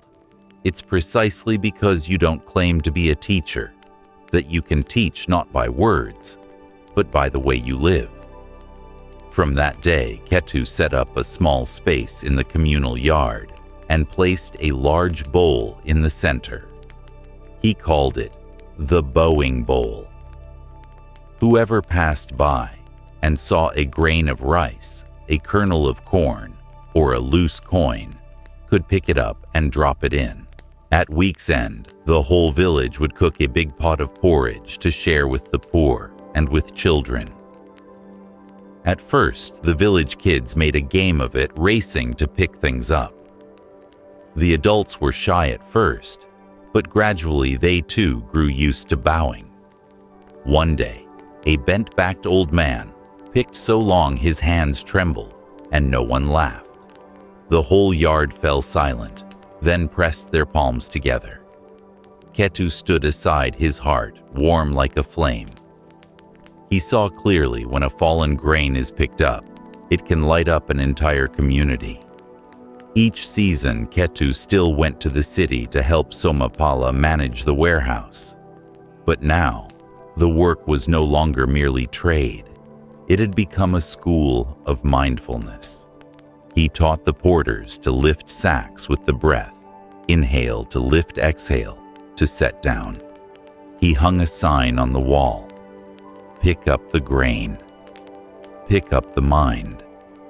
At first, many chuckled, but within a month they noticed changes: less spoilage in the warehouse, a lighter atmosphere. One porter said, "At home I started inhale to lift, exhale to set down when picking up my child. The little one laughs more. My wife says I've changed." Somapala, who once thought only of profit, also changed. He told Ketu, "I used to think trading rice meant piling up gold. Now I see trading rice means piling up gratitude. The earth's the rain's, and that of those who know how to bow. You've made me richer than gold." Ketu smiled. "You owe me nothing. You only owe the grains of rice. And when you pick them up, you've paid in full." Though Rupa recovered, her health was fragile. One cold winter she fell ill again and passed away very young.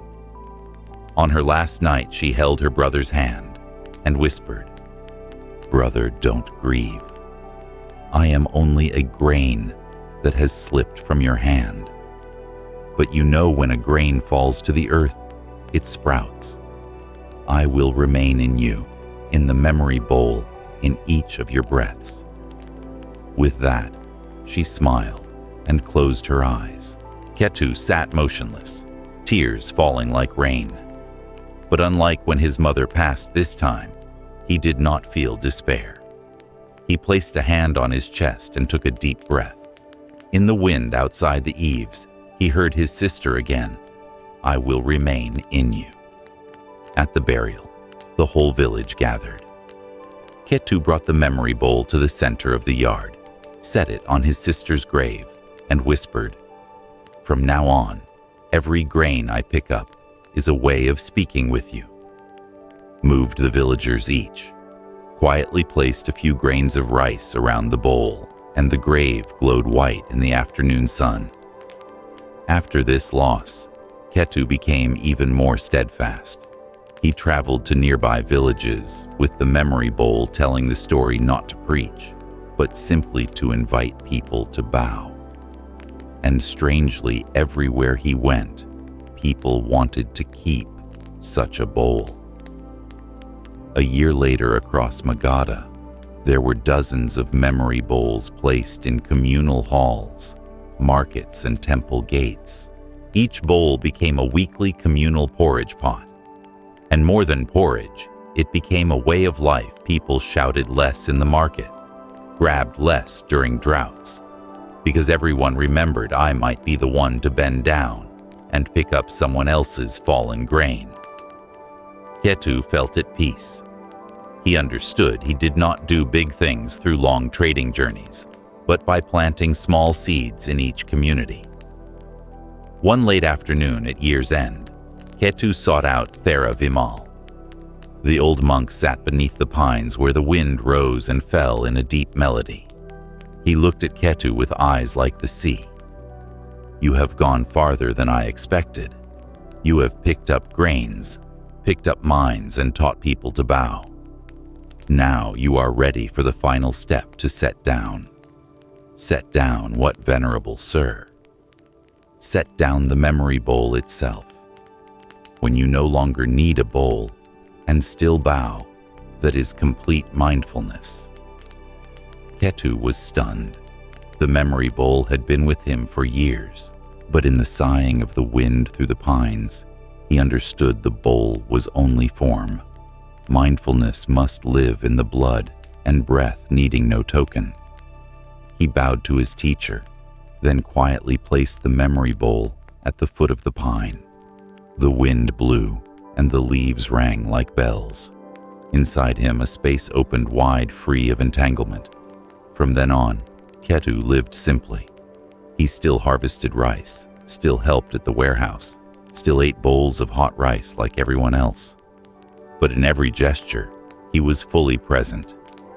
Villagers said, watching Ketu lift a rice bowl is like watching a man bow before the Buddha, and he left everyone with this lesson. Mindfulness is not far away. It lies in the smallest actions. Right mindfulness is not only sitting still, it is living fully with what you are doing. Liberation is not escaping life, but not letting greed, anger, and delusion bind you within this life. Ketu wrote no books and built no temple yet. He left a legacy knowing to bow and pick up a fallen grain, so your heart does not fall. Ever since placing the memory bowl under the pine, at Thera Vimal's instruction, Ketu lived like an ordinary farmer. Morning in the fields, evening at home, nights by the hearth, with a hot bowl of rice. But inside, every gesture had changed. He no longer had to remember to pick up, because mindfulness had become his natural breath. Villagers still asked Ketu to guide the children. He did not lecture. He took them to the fields, pointed to a drop of dew on a rice leaf, a single kernel on the drying mat, and said, "See the whole sky and earth gather in one tiny grain. If we know how to bow, we will see the limitless." The children fell quiet, eyes wide. One whispered, "So if I drop my rice, should I pick it up with both hands?" Ketu nodded with a warm smile. "Yes, with both hands and with your whole heart." One day, Somapala, now old, came leaning on a cane. His hair was white, eyes deep, voice low. "Ketu Rajagaha wants you again." The king asked me, "Where is the woodcutter who picks up fallen grains of rice? They want to invite you to teach mindfulness to officials and citizens. Will you go?" Ketu sat for a long time, then answered softly, "My path is not the palace. But if they wish to learn, tell them to come to this field. Here, every kernel and every breeze is a teacher." Somapala smiled sadly. "You haven't changed. I spent a lifetime seeking gold and finally learned that gold is bending down to pick up a grain. Thank you, Ketu." He left stooped, but with eyes brighter than ever. That year, a great storm swept through, tearing tiles from roofs and flooding many fields. When the storm passed, the villagers gathered at the communal yard to collect fallen grains and cook a great pot of porridge. They asked Ketu to lead the rite. Ketu lifted the bowl of porridge to his forehead and whispered, "May each grain enter human hearts as it enters the earth to sprout peace." The yard fell silent. People ate porridge as if drinking a verse. In hardship, everyone felt more clearly that peace comes not from excess, but from how we live with what we have. Time passed. Ketu's hair turned white and his back bent. He lived plainly with no wife or children, treating the whole village as his family. The children grew up, and when they left the village, they remembered the old farmer who bent to pick up a grain. They told each other, "We didn't study many books, but we learned one thing: to live mindfully, with right attention, and with gratitude." One day, a group of young people returned from Rajagaha. They sought out Ketu and said, "We've heard of you since we were small. We're busy in the city, and our hearts are in knots. Please teach us one thing." Ketu said nothing. He picked up a single kernel from the yard and placed it in their palms. "Look closely at this grain and remember, it contains everything. When your mind is scattered, just return to one grain like this. That is meditation." The youths bowed. Their eyes shone with tears, as if they had found a key to a long-locked door. One afternoon, Ketu sat beneath the pine where the memory bowl had once rested. The wind sighed through the needles deep as a flute. He closed his eyes and smiled. "This wind is the invisible memory bowl. It reminds me never to forget to bow." That night, Ketu dreamed Mother Daya and his sister Rupa stood by a field of ripe rice waving to him. In their hands were grains of rice, shining like stars. At dawn, Ketu knew his time had come. He called the village together, sat among them, and told one last time, "Children do not seek the way, far off. The way lies in how you eat, drink, and work. When you drop a grain, pick it up, so your heart does not fall. That is liberation." He finished, closed his eyes, breathed out as lightly as the wind, and passed away in peace. After Ketu's passing, the village kept his death day as the Picking Grains Festival. Young and old bent to pick up fallen grains and placed them in a large bowl, then cooked porridge to share with everyone. They called it Ketu's Memory Bowl. The story spread far, reaching Rajagaha and Kosala. Monasteries retold it. There was a farmer who taught a whole region to bend down. Many places set out memory bowls not for worship, but to remind people to live mindfully. Ketu's story, the farmer who spent his life bending to pick up a fallen grain of rice, seems small, yet leaves us an eternal lesson. It's no accident that a whole community changed because of that simple act. Ketu showed us that mindfulness is not something distant, hidden behind the doors of a silent monastery. It is present in the most ordinary actions of daily life.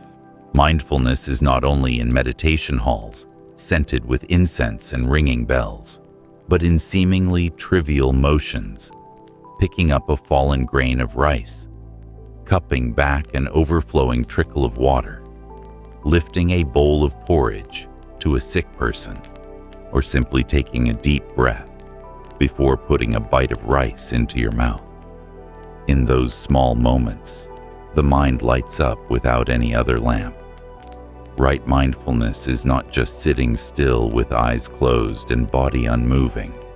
It is knowing fully what you are doing, where you are, and with whom you live.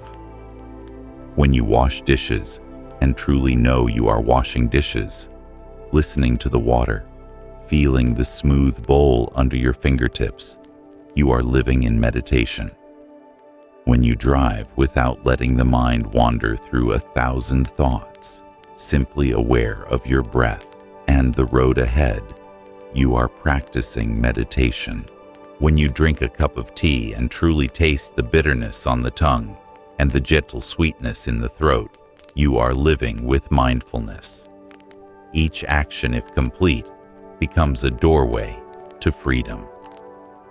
Most importantly, Ketu shows us that liberation is not fleeing life, but not letting greed, anger, and delusion bind us within this life. People often think they must renounce everything, leave the world, abandon home and village to find the way. But in truth, liberation arises from how we face ourselves in the smallest collisions. When insulted, do we clutch anger like a flame that burns us, or take a deep breath and let go? When desire arises, do we rush after it unconsciously, or see its impermanence and smile? Each choice is the path. Today, we may no longer carry heavy water or chop wood, but we still have daily repetitive tasks. We wash dishes, drive open our computers, drink a morning cup of tea. If we do these things with full presence, without distraction, without haste, we are living in Ketu's spirit. When typing and knowing clearly each finger, touching the keys, when stopping at a red light and smiling at the breath, when sipping water and feeling coolness spread through the body, then we are picking up the invisible grains spilled each day. Happiness is not far away, not something to wait for until we have a grand house, nor something to hope for when we settle in a secluded hut. Happiness lies in each moment of mindfulness. It is present in every grain we pick up, instead of wasting in each look we give our loved ones, instead of missing, and in each breath, we pause to smile at ourselves, instead of chasing endless worries. Bending down to pick up a fallen grain of rice may sound small, but in truth, it is picking up your own heart, picking up the serenity we often forget. And once we've learned to bow, once we learn to bow for life, bowing to be humble, bowing to be grateful, bowing so we do not drop ourselves. At one picking grains festival, night after the children were full of porridge, they ran to the foot of the mountain. Wind rose and blew through the old pines, weaving a mysterious music. A child asked the elder grandpa, "What is that wind saying?" The elder smiled gently. "That is the next story I will tell you. The sound of wind through pines." The story of the sound of wind through pines. On the slopes of Rajagaha, where the morning sun slants into deep valleys, there stretches a ridge of ancient pines for miles. Whenever wind pours in from the plains, thousands of green needles tremble and give off a strange sound, sometimes like a long flute, sometimes like a distant bell, sometimes like an endless whisper. Travelers who hear it often stop and fall silent, letting their hearts touch that invisible resonance. People in the region call it the mountains breathing a breath that has never stopped since before their ancestors even founded the village. In that pine valley, a small wooden house nestled by a stream, there lived a young man named Anila, meaning a light breeze. His father chose the name, hoping his son would grow up gentle, bringing ease wherever he went, like the first wind of summer. But life likes to tease. Anila's father died when the boy was 8. From then on, his mother Madhuri raised him alone by weaving baskets to sell at the market. In real life, the name Light Breeze didn't often fit Anila's temperament. Quick-witted and skillful, he was also hot-tempered and proud. A single criticism could make his face flare red like burning coals. Anila grew up amid the rasp of saws and the pungent scent of pine resin. By 15, he could glance at a grain of wood and tell whether once planed smooth, its figure would blossom into swirls or flow in wave-like lines. Everyone praised him as gifted by heaven. Yet along with that gift, Anila's temper blazed like a flame. If anyone knocked a scratch or a slightly crooked cut, he would throw the plane to the floor and bark, "You do it if you're better than me."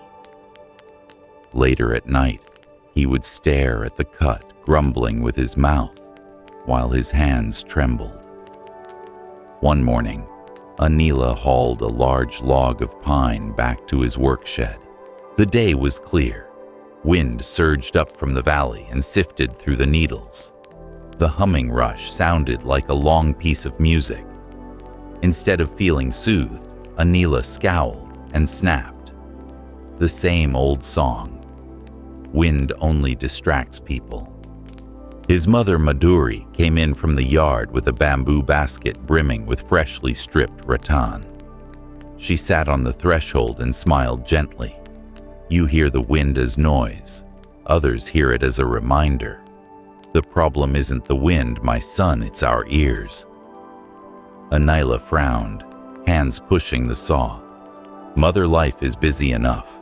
I can't keep stopping to listen to the wind. If I stop, orders are late. How will you buy medicine, go to market? Madhuri sighed softly, freed a tangle in the basket and answered unhurriedly, not stopping forever. Stopping at the right time. Sometimes one breath is enough to change an entire day. Her words fell into the air like a quiet drop of rain. Anila didn't reply, only pressed the saw down harder. But in his eyes, beneath the irritation, something wavered. That evening, as the sun sank crimson behind the range, an old monk appeared in the valley. He wore a worn saffron robe, carried an old clay alms bowl, and walked as lightly as drifting cloud. This was Therasona, a sage respected by the locals. He often passed through the mountain hamlet for alms, but rarely lingered. Today, he sat right under an ancient pine and listened to the wind in silence. Curious, Anila put down the log and came over. He squatted, looked at the old monk and blurted, "Venerable sir, what's so worth hearing in the wind? It's just leaves rubbing together, nothing magical." Therasona slowly opened eyes clear as dew. "If you listen to find meaning, you'll only hear leaves. If you listen to be present, you will hear yourself. As when you listen to the silence between two notes, you realize your heart is beating." Anila snorted and shook his head. "I just need enough orders to live and enough money for mother's medicine. Philosophy. I'll leave that to people with time." Therasona wasn't offended. He smiled and pointed at the half-sawn log. "With this cut, if your mind is hurried, the blade will stray and the wood will split. Listening to the wind is another way to say, move in rhythm with life." Anila shrugged, set his plane again and told himself, the plane is the truth, not the wind. But when night fell and the pines murmured, he lay on his bamboo cot, eyes closed, hearing the monk's words echo somewhere near. They hung in his chest like a thin thread light, yet unsettling. As a child, Anila once got lost in the pines while following his father to cut wood. Wind rose hard that day, and the trees whispered without end. Young Anila squeezed his father's hand and asked Dad, "What is the wind saying?" His father's shoulders, still strong, smiled and patted his head. "It's the mountain singing, son. When you're sad, listen to the wind. It will sing to you, not scold you." But soon after, Anila's father died of illness. From then on, the boy tied the wind's sound to the pain of loss. Each time the pines sighed, his heart tightened and a baseless anger swelled like waves. Perhaps that's why grown up he felt irritation, not peace, at the wind. Villagers often said Anila is skillful, but hot-tempered. Customers prized his hands but dreaded his sharp tongue. Once an old client suggested, "If you bevel a bit more here, it'll fit the frame snugly." Anila snapped at once, "If you know so well, do it yourself." I don't need anyone to teach me my trade." The client left. Anila regretted losing the contract but kept a proud face. At night, hearing wind over the roof, he slammed a hand on the bed. "What cursed noise, everything's trying to disrupt me." Meanwhile, Madhuri sat quietly by the fire, weaving rattan, listening to the wind like a sutra. She often reminded him, "The wind harms no one. It only passes by. What hurts us is refusing one breath to go along with it." Anila heard and brushed it aside. That day, when Therasona sat beneath the pine, the whole valley seemed to hush. Children stopped running. Grown-ups stepped more softly. Only Anila scowled, thinking the old monk was wasting time. But that brief conversation planted a seed in him like a tiny grain, falling into dry soil, dormant, but already there. That night, Anila tossed and turned. He recalled the monk's words, "If you listen to be present, you will hear yourself." He tried closing his eyes and noticing the quiet between gusts. Indeed, within the murmuring, there were instants of utter stillness, and in that gap, he heard his own heart. One beat, then two, then three. For the first time, instead of irritation, Anila felt his heart speaking with the wind. He sat up and looked through the wooden frame. Moonlight poured into the valley. The dark pines shimmered like a sea.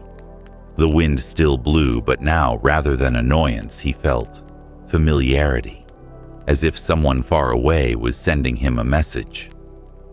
Next morning, Anila helped his mother at market. While he mended a basket for a customer, he heard a few old ladies gossip. Yesterday, Therasona sat for hours under the pines. He said the wind is a wordless scripture. Whoever can hear it grows less hot-tempered. Anila scoffed, but inside he trembled slightly. A wordless scripture. Could that be true? When they came home, he found his mother stoking the stove. She handed him a roasted sweet potato and joked, "Did you hear the wind? It told you to eat this to warm your belly." Anila laughed. "Mother, you believe the wind speaks. Whether I believe or not isn't the point. Because I listen, the potato tastes better." The simple reply stunned him. Perhaps listening to wind isn't to find some grand truth, but to savor the potato, to work more fully, to live more lightly. From that day on, when sawing, Anila tried pausing a moment as the wind passed. He didn't exactly like it or understand it, but he stopped cursing. He let the wind go by, let his heart beat along, then continued. He was still hot-tempered, but a narrow slit of light had opened inside him, opened by the wind through the pines. His mother's gentle smile and the old monk's clear gaze. He didn't yet know that slit of light would lead him into a larger journey where winds would blow, not only through pine needles, but also through human hearts, teaching them how to live mindfully amid ordinary life. Since childhood, Anila had hands, the villagers called hands of wood. He needed few measuring tools. A glance told him which pine suited a pillar, which slab could be a chair, which log had figure fine enough for a tabletop.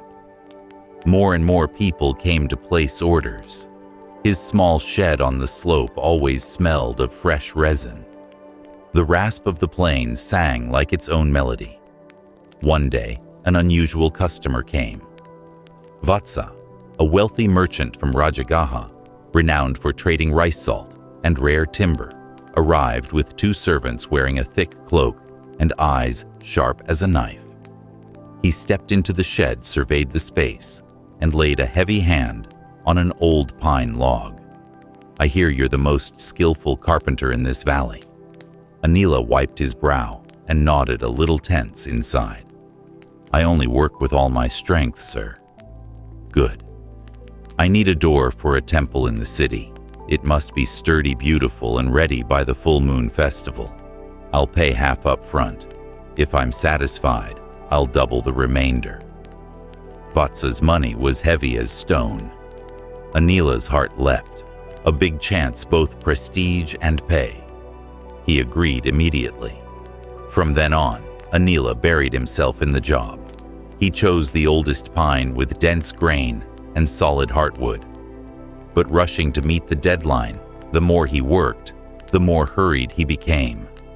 Deep planing left the surface scorched, dulling its sheen. Sawing too fast skewed the cut. He had to fix it again and again. Outside, the pines whispered, making him even more irritable. To Anila now the sound was a heckler, tugging his hands off rhythm. He gritted his teeth and shouted into the air, "Wind, be quiet." The blade instantly skittered and nicked the finest grain. He slammed the plane onto the bench, panting eyes red. Damn it, one more slip and the whole prized log is ruined. He pounded the work table. The thud echoed in the tiny shed. At that moment, a clear voice came from the door. "Anila, you're flaring up again." He looked up. It was Sati, a resin gatherer from the forest, and his childhood friend. Raised among pines, her sun-browned hands were deft. A water gourd hung from her shoulder. Sati set it down, glanced at the marred wood, and frowned lightly. "If you pour while running, water will splash. Wood is the same. If you work in haste, it will resist. Why not try pouring slowly over 3 breaths? Anila grimaced and waved her off. 3 breaths. Don't make money, Sati. The festival's near. The merchant is waiting. If I'm late, I lose the contract and my reputation." Sati smiled, her dark eyes gentle but steady. 3 breaths might keep you from losing money by redoing work. Wood doesn't run away. Only people's hearts run too fast. She opened the gourd and offered it. "Drink. Then listen to the wind for a bit. Not for the wind, for your heart." Anila snorted, but his hand took the gourd anyway. Cool water slid down his throat, quenching the heat. He set it down, sighed, and sat by the log again. Outside, the breeze softened. The pines lowered their voice, no longer pressing. He raised the saw, this time slower. The spacing between strokes lengthened by a breath, fitting his inhalations. The grain, as if soothed, began to sing its own voice. Anila was briefly amazed. He glanced over and saw Sati smiling. She said nothing more, just lifted the gourd to her shoulder and nodded. "Remember, only 3 breaths." He watched her disappear among the trees, as if a cool draft had blown through his chest. Next day, Anila brought his rule and line to the temple to measure the frame. The temple sat on a broad rock terrace. Moss cloaked the steps. Moonlight spilled down, silvering the courtyard. The air was still faint with incense from the main hall. In the yard, an elderly caretaker with snowy hair stepped out, cane in hand. Upala, who had tended the temple for years, paused to watch Anila measure. "Pine, is it?" he asked. "Yes." Pine is soft in bark, but stubborn at heart. If you force it, it'll split. You must coax it. You can't command it. Anila looked up a little abashed. Upala slowly glanced toward the pine shadows cast by the moon and added, "Have you learned to coax yourself?" The question choked Anila. His face flushed. He turned back to his measurements, but the words etched into his heart like a knife into wood. One day, black clouds gathered and a storm rolled in. Anila hurried the wood inside and tied everything down. Rain whipped. Thunder shook the mountain. Wind howled like a giant flute. Sati ran up drenched to help him lash the ropes. Over the rain, she shouted, "Hear that?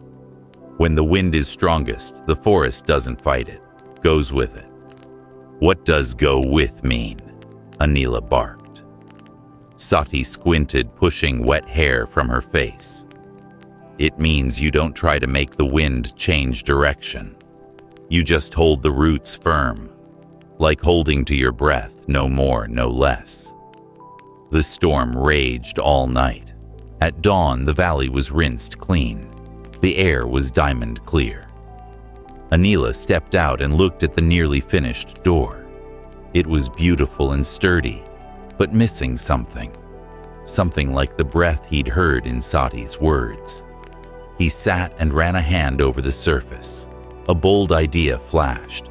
Carve a thin channel along the frame, like a stream of wind, so that when the door opened, the air would pass and give a faint tone. He knew it was a risk. Vatsa was practical. He only wanted strong and pretty. But Anila's heart thrummed with joy. A door that could sing with the wind. Wasn't that a way to link earth and sky people and forest? He chuckled to himself. For the first time, instead of only deadlines and money, his work felt like a song. A door not only for people to pass through, but for the wind to enter. From then on, each stroke of the plane grew less rushed. He paused midway, inhale, exhale, letting the wind pass his ear. The pines were no longer a nuisance, but a quiet teacher. In every cut, he practiced listening. The door for the Rajagaha temple took shape solid, bright-grained, with a fine groove along the frame where wind would glide and hum. Anila knew trials lay ahead. Vatsa wouldn't easily accept novelty. But inside him, for the first time, there was a new stillness, working with the wind instead of against it. Full moon day came, the sky washed in crystal light. The Rajagaha temple shone, banners hung, threads of incense drew pale blue strokes across the air. In the courtyard, Anila's door stood upright, old pine oiled to a gloss, as if it had just slipped free of time's bark. People gathered murmuring. Vatsa folded his arms, eyes razor-sharp, face heavy as stone. Anila stood beside the door palms, sweating, heart pounding, like festival drums. This was the most important moment of his carpenter's life. When the hinges seated, Anila drew a deep breath and pushed lightly. The door opened. Wind from the pines followed the groove he'd carved and rang a clear note like a freshly plucked string. The sound drifted across the yard, curled into the eaves, and dissolved like smoke, leaving a gentle aftertone. Sati in the crowd smiled faintly. The caretaker Upala held his breath, then exhaled, eyes moist. Vatsa stared, then clapped without meaning to. Excellent guests arrive, the door sings. I'll pay in full. But the newborn joy abruptly dimmed. As the door closed, the north hinge rubbed a bit of stone left unpolished. A dry creak snapped out harsh as a complaint. The crowd stirred. Vatsa frowned, his face darkening. A screech is bad luck. The big festival is next week. If the door sticks, I'll lose face before the guests. Anila blanched. Sweat poured like rain. He knelt to adjust it, but the more he trembled, the clumsier his hands became. The hinge pin shifted further, and the screech grew louder. Vatsa waved a cold hand. I'll give you until morning. If it isn't fixed, you'll pay back double. Don't think I'm swayed by your skillful hands. The words pierced Anila's heart like a blade. That night the valley was cold. Anila trudged back to his shed, heavy-hearted. He stared at the wood scraps on the floor and let out a hoarse laugh. It's all the wind's fault. And that foolish idea of a wind groove. Without it, there wouldn't be a squeak. He slumped forward, feeling everything collapsing. Sati stepped in her cloak, still damp with dew. She said nothing, just sat beside the pile of sawdust. After a long while, she pointed at Anila's chest. The squeak isn't in the door. It's here. Anila looked up, eyes blazing red. I have one night. You tell me to breathe. Will that get it done? Sati shook her head, her voice light as wind. Without the breath, you won't get anything done at all. Listen. She laid her warm hand on the back of his. Outside, the wind through the pines softened as if someone were singing softly. Anila's heartbeat slowed. He closed his eyes. In the dark, the wind sounded like his late father's whisper, like his mother still weaving rattan at the doorstep. After dozens of beats, Anila opened his eyes. His gaze had changed. He stood and drew a deep breath. All right, let's go to the temple. They reached it with the moon tilted in the sky. The stone courtyard was icy cold silver light spread out like a sheet of silk. The door stood tall, silent, as if waiting. Anila knelt by the hinge. Instead of forcing the pin into the slot as he had by day, this time he closed his eyes and listened with his fingertips. He shifted it bit by tiny bit, as if soothing a child in a tantrum. From time to time he looked up, took a long breath, and waited for the wind to pass his ear. Each time the wind came, he adjusted a little more. The rhythm was steady, 4 and 4 out. Sati held the lamp softly, counting his breaths like a lullaby. 4 in, 4 out. A wild rooster crowed. Dawn cracked. Anila gently pushed the door. The squeak was gone. Only a thin, clear resonance remained, like a wind chime touched by the sky's fingertip. Vatsa arrived, eyes heavy from a sleepless night. He tested the door. Open, close, open, close. Each time only that crystalline tone rang out. No rasp remained. Vatsa's face eased. The corners of his mouth lifted. I meant to penalize you, but now I must reward you. This door has a soul. He turned away, hiding a smile at the corner of his eyes. The crowd gasped and applauded. The caretaker Upala came over and placed a hand on Anila's shoulder. You just learned to practice. Wait for the wind. Anila bowed his head and whispered, Elder, I only fear the wind doesn't blow every day. Upala smiled, eyes like a spring. When your mind is still, the wind always blows. The wind is within you, not just in the pines. The words carved into Anila's heart like a mark in wood. News spread across Rajagaha. The temple door could sing. People said that just standing near it calmed the heart. Word reached the court. A high-ranking official wanted to commission Anila to make the door for the royal archives on the condition it be delivered before the fasting day. It was the largest contract he'd ever had. The reward could support his family for years, but the deadline was tight. No room for error. Hearing the news, Anila felt half excited, half shaken. Therasona stopped by the shed and looked at the piles of lumber in the yard. Big jobs draw strong winds. Don't forget to come home whenever your hands tremble. Venerable sir, where is home? Home is your breath. Home is the sound of the pines. Home is your mother's hands weaving rattan at the doorstep. That is home. Anila nodded, but his heart was still restless. In the middle of the rush, disaster struck. His mother Madhuri suddenly fell ill. Her breathing grew heavy, as if stones lay on her chest. Anila was torn. On one side, the royal contract. On the other, his sick mother. Vatsa pressed him. The king will not wait. Sati took his hand. Go care for your mother. I'll stay in the workshop. The wood won't abandon you. Therasona spoke gently. One night at your mother's bedside will teach you more than 10 nights in the workshop. Anila dropped everything and ran home. In the small wooden house, his mother lay on the bamboo cot, wheezing. The healer ordered pine leaf decoctions and warm compresses for her chest. That night, the wind howled. Anila kept the fire eyes red.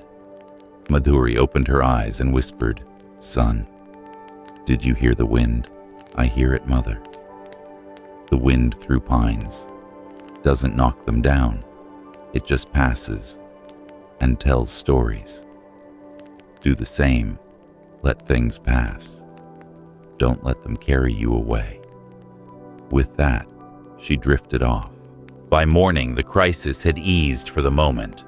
Anila watched his mother sleep, then returned to the workshop. In his eyes, the saw cuts had changed. No more aggression, no need to win. They were gentler, quieter. Anila's hands worked as if continuing his mother's breath. The deadline loomed. On delivery night, the high official came in person to inspect.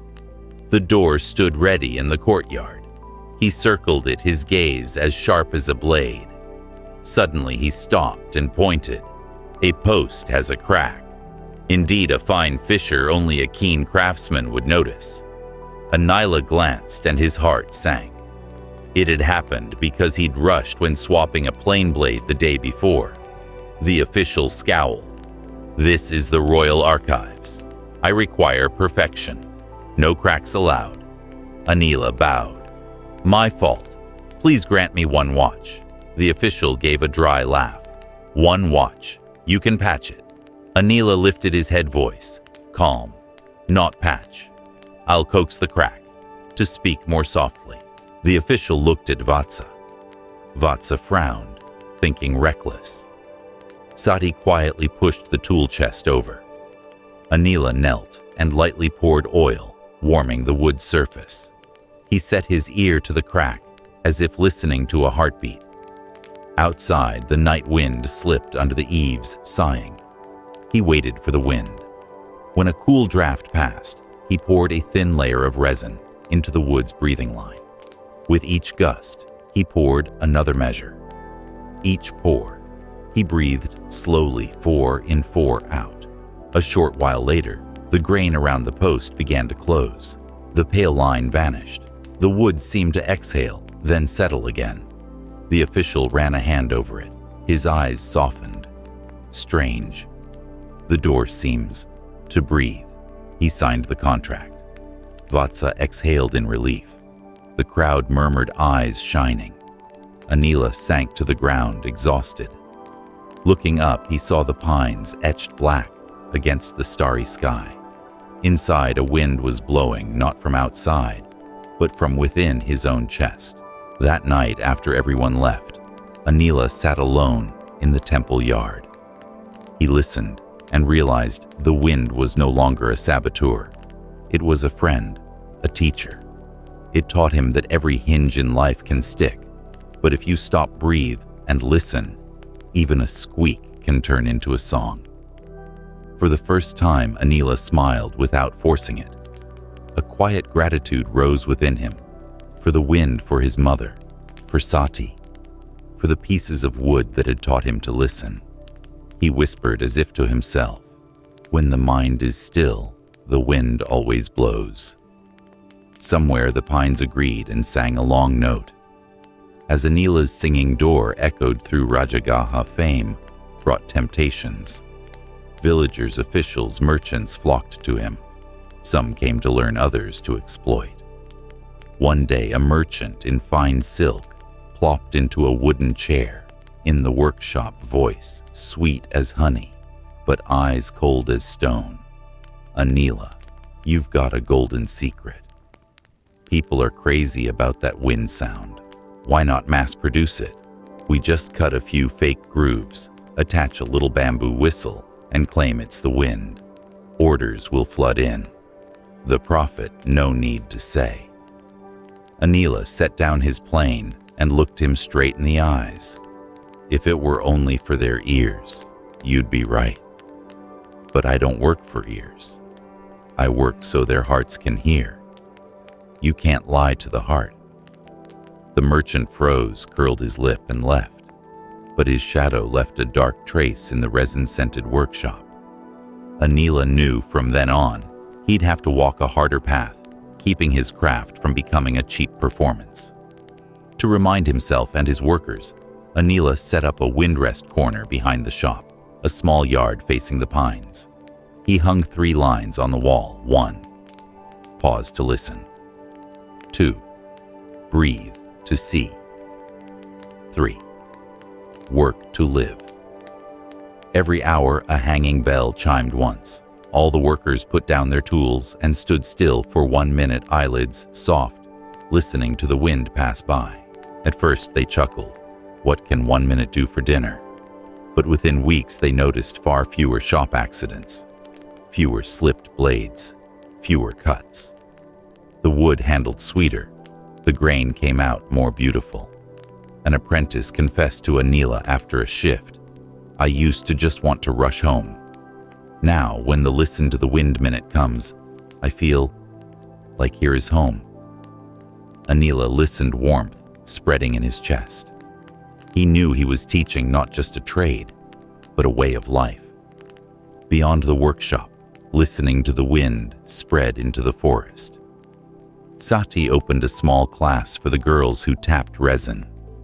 Before hanging their buckets, she had them pause for a breath, lay a hand on the trunk, and feel the wind pass through the branches. If your heart is rushed, your cut will hurt the tree. If you breathe, you'll know when to stop. The forest seemed less scarred. Resin smelled richer. The leaves shone a deeper green. Villagers joked. The whole forest breathes with Sati. One afternoon, Therasona visited. He sat by the doorway watching Anila's workers during the wind rest minute, everyone still as statues. The wind sang. The scent of resin filled the air. Therasona nodded. You've brought the Dharma into your craft. It's a wordless offering devotion to life without a single stick of incense. Anila bowed. Venerable sir. Sometimes I'm still hot-tempered. When orders are late, my heart sticks. I'm not peaceful enough. Then what do? I place my arm on the door and wait for the wind. And the heart sticks less. Therasona smiled, eyes kind. Good. One day you won't need to wait for the wind, because the wind will be within you. The good news hadn't lasted long before sorrow came. Anila's mother, Madhuri, grew weaker. Her gentle eyes dimmed. The hands that once wove rattan now trembled. One evening she called Anila to her bedside. Son, I'm about to go. Don't try to hold me back. You already have. The wind. Tears welled in Anila's eyes. Mother, if you go, where will I hear the wind? She smiled and held his hand. In the hand you place on your chest, in the workers' laughter during the rest minute, in the way you open a door without startling anyone. That is your wind. That night she departed as lightly as a pine needle touching the ground. No cry, no struggle. Anila didn't wail. He sat quietly by the bed and counted 4 in, 4 out. Outside, the pines murmured like a hand, smoothing his hair. At dawn, he opened the shed door and let the wind pass through without holding it. With the festival approaching, the temple needed a small door for a side shrine. Caretaker Upala came. Make us a door. It doesn't need to be grand, only let the wind in. Anila accepted. This time, he worked in silence. No haste, no scheming. Each stroke of the plane was a breath. Each line of the saw was a prayer. He set a short groove into the frame, just enough for the wind to lean on. When he hung the door, he didn't test it himself. He looked to Sati and spoke softly, "Open it for me." Sati stepped forward, hands trembling. She pushed. The door shivered gently. A fine thread of wind sound sprang out and struck both their chests. Sati laughed through streaming tears. Your mother is here. Anila smiled, eyes wet. Yes, mother is here. From then on, listening to the wind was no longer just for Anila. It became the village's habit, from carpenters and water carriers to resin gatherers. Everyone knew that with a 1-minute pause, the wind would teach them how to breathe. Anila's fame kept spreading, but he no longer cared. What he held on to was the quiet minute beside the pines, where he could hear his mother, his teacher, and his own voice.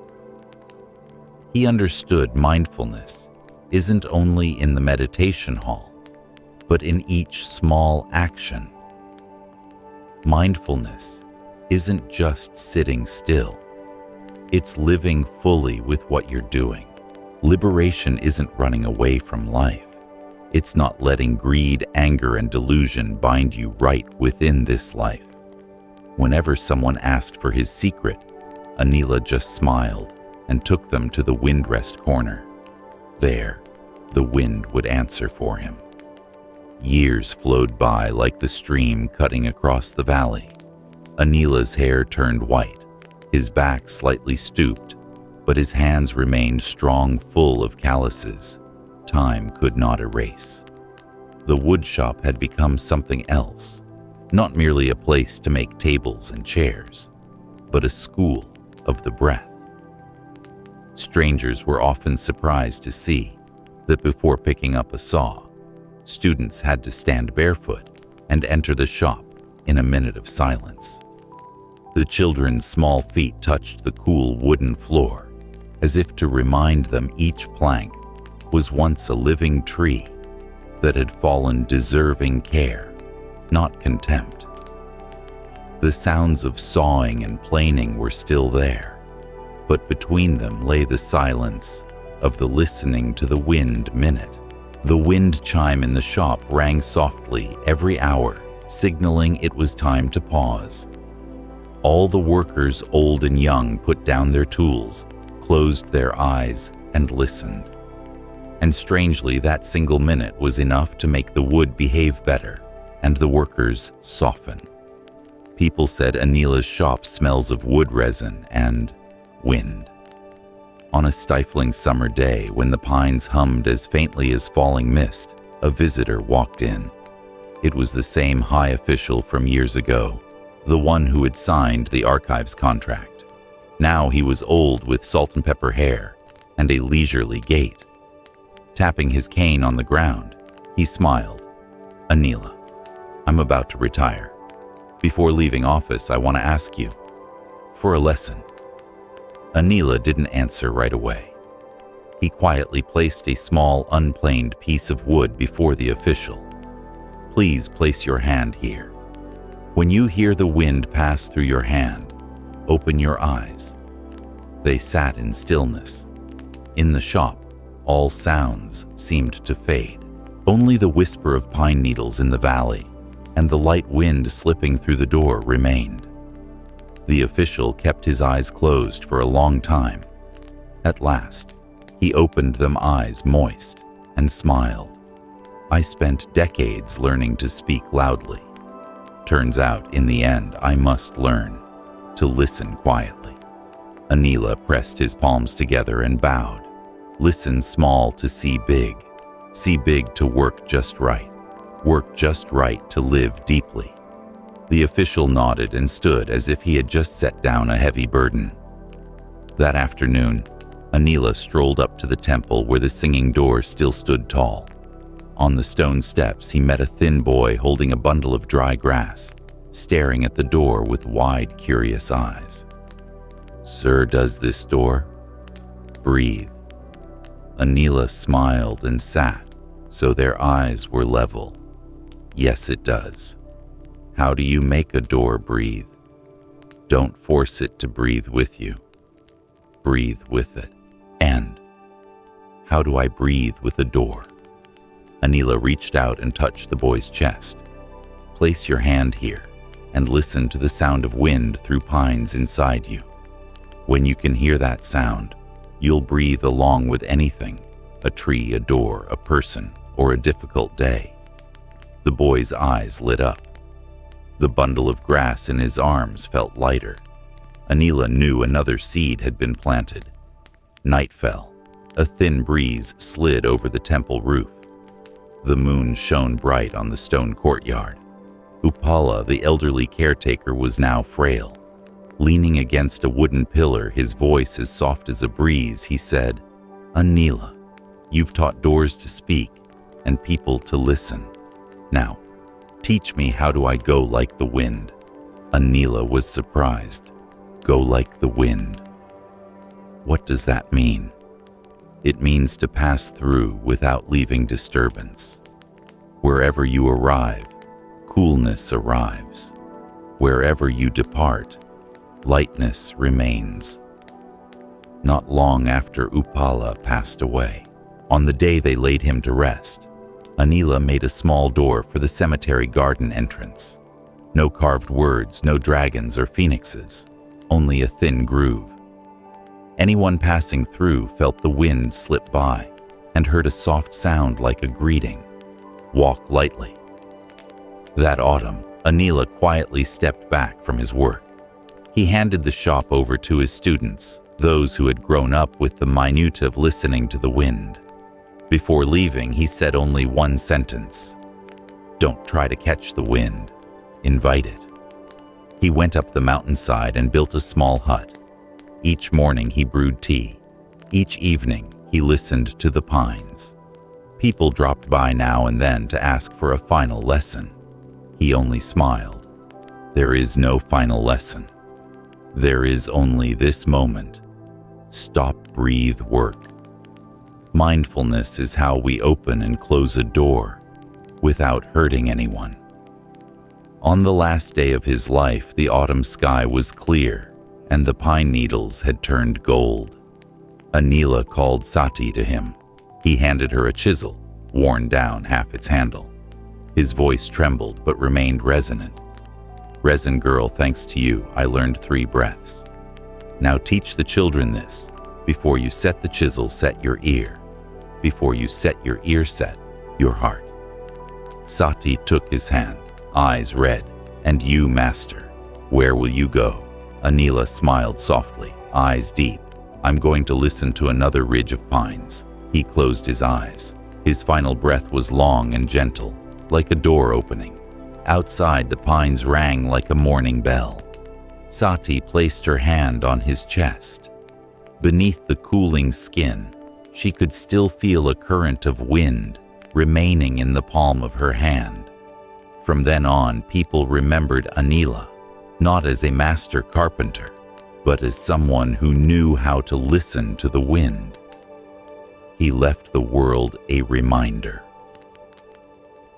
Mindfulness is not far away. It's in each small movement. Mindfulness isn't only sitting still, it's living fully with what you're doing. Liberation is not running from life. It's passing through life as lightly as the wind. In every door he left behind, anyone who passed through heard a faint sound. People said it was the wind. But those who had learned from him knew it was the sound of their own hearts when they were willing to pause for a minute. The story of Anila, the old carpenter beside the pines, ends, but does not disappear. It leaves 3 very simple pearls, for us pearls, that will light up a whole path if we're patient enough to sit down and listen. The first pearl, mindfulness, isn't far away. It doesn't lie in long retreats or thick scriptures, but right in a brief pause, between 2 strokes of a saw, between the opening and closing of a door, between 2 seemingly trivial sentences. When we pause at the right time, life has a chance to whisper, "Here, this is the breath. This is life flowing." How many times have we rushed past without noticing? Just stop, and the world immediately becomes a gentle teacher. The second pearl, mindfulness isn't only sitting still, it's moving in rhythm with what is present, whether easy or hard. When the wood is hard, we plane according to the wood. When the wood is soft, we stroke it with a light blade. When we meet a hot-tempered person, We don't force them to calm down. We breathe so we are calm enough, and from there, find a shared pace. When a day is easy, we are grateful. When a day is hard, we are patient. Mindfulness, in the end, is the art of soothing life, soothing others, and soothing ourselves, not of forcing. The third pearl. Liberation isn't leaving life behind. It's moving through life like wind through the pines, not knocking anyone down, not wasting strength, not carrying grudges that make the wind noisier. When the mind knows how to listen quietly, the world will speak loudly, but with gentleness, with a resonance that makes us want to smile rather than flare up. Liberation, therefore, isn't finding a far-off place to hide. It's learning to walk lightly on the very road we're already traveling. Maybe you've never sawed wood or planed a door, but you still live with other doors. You open the meeting room door where tense work awaits. You type on a keyboard through long, weary nights. You carry your child through a bout of midnight crying. You close your laptop after a cramped day. Each of those motions is a door you open and close in daily life. And if before each small action you pause for a single breath, hear the small wind within you, and then do the task in a measured and wholehearted way, you are already walking Anila's very path, not loud, not elaborate, but warm enough, bright enough.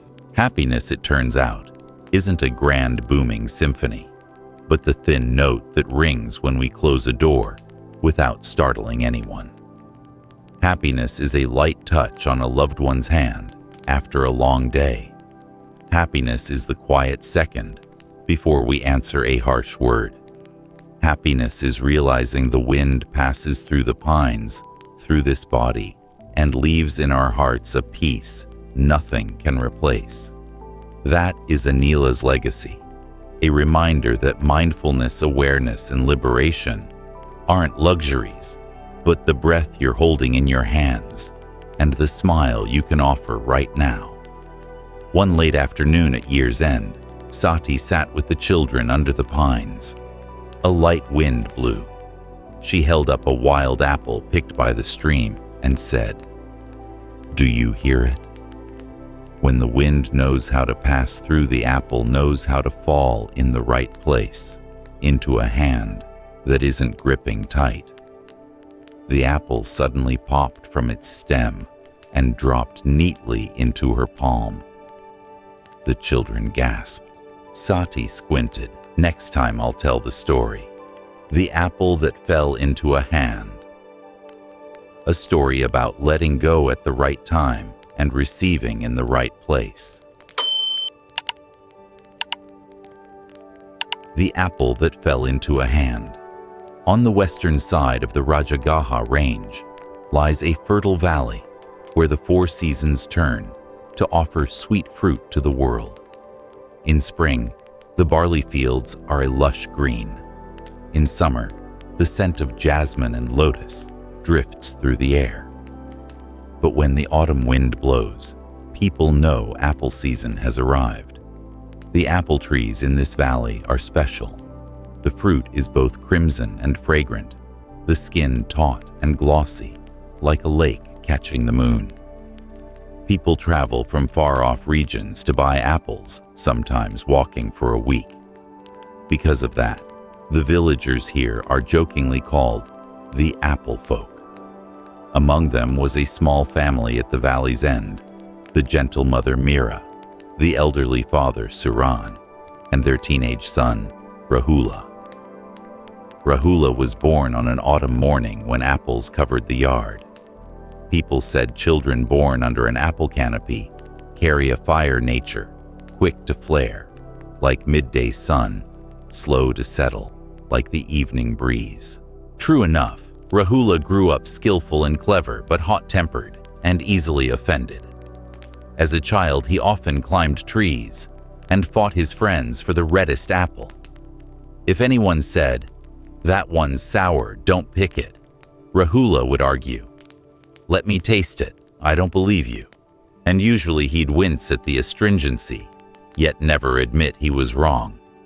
His father Suran often sighed, "Sun apples have their season. Pick early and they're sour. Pick at the right time and they're sweet." "Why not wait?" Rahula snapped. "If I wait, someone else will pick them first. I have to be faster than they are." His mother Mira looked at him and only smiled gently. Faster doesn't mean better.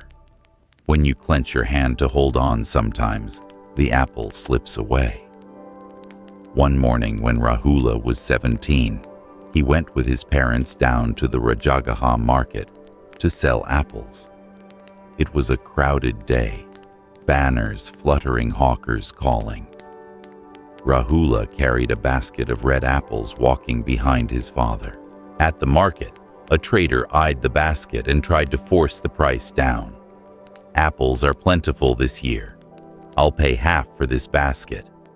Rahula flushed and shouted, "Are you blind? These apples are red as blood and fragrant as perfume. Half price is an insult." The trader shrugged and sneered. People nearby whispered. Rage flared. Rahula yanked the basket down to prove his point. His hands shook. The basket fell and apples rolled all over the market floor. Laughter erupted. People picked up a few, eating as they shook their heads. Rahula wanted to sink into the ground. His father sighed. His mother hurried to gather the fruit, but it was too late. The whole basket was essentially lost. That night, Rahula lay sprawled in the yard, staring at the apple tree, his mind a tangle. A ripe apple thudded to the ground right next to his hand. He picked it up, stared, then threw it away, growling. Just random chance. Nothing to learn from it. A few days later, while Rahula was still brooding, an old mendicant monk passed through the village. This was Panu, a wise disciple known throughout the region for teaching with questions rather than lectures. He stopped at Suran's gate, leaning on his staff, and looked at Rahula sawing spoiled apples into firewood. "Son, did you just lose a whole basket of apples at the market?" Rahula started. "Who told you?" Banu smiled. "The wind did. It passed through the market and into my ears. But I don't care about what was lost. I only ask, have you heard the sound of an apple falling?" Rahula frowned. "Apples fall, you can hear that. So what? They fall because of gravity. There's no philosophy in it." Panu shook his head. "Hearing the fall isn't to know why it falls. It's to know this life has moments of ripeness. And when it's ripe, it drops into your hand without grabbing. Have you ever sat still and waited for an apple to fall?" Rahula was silent.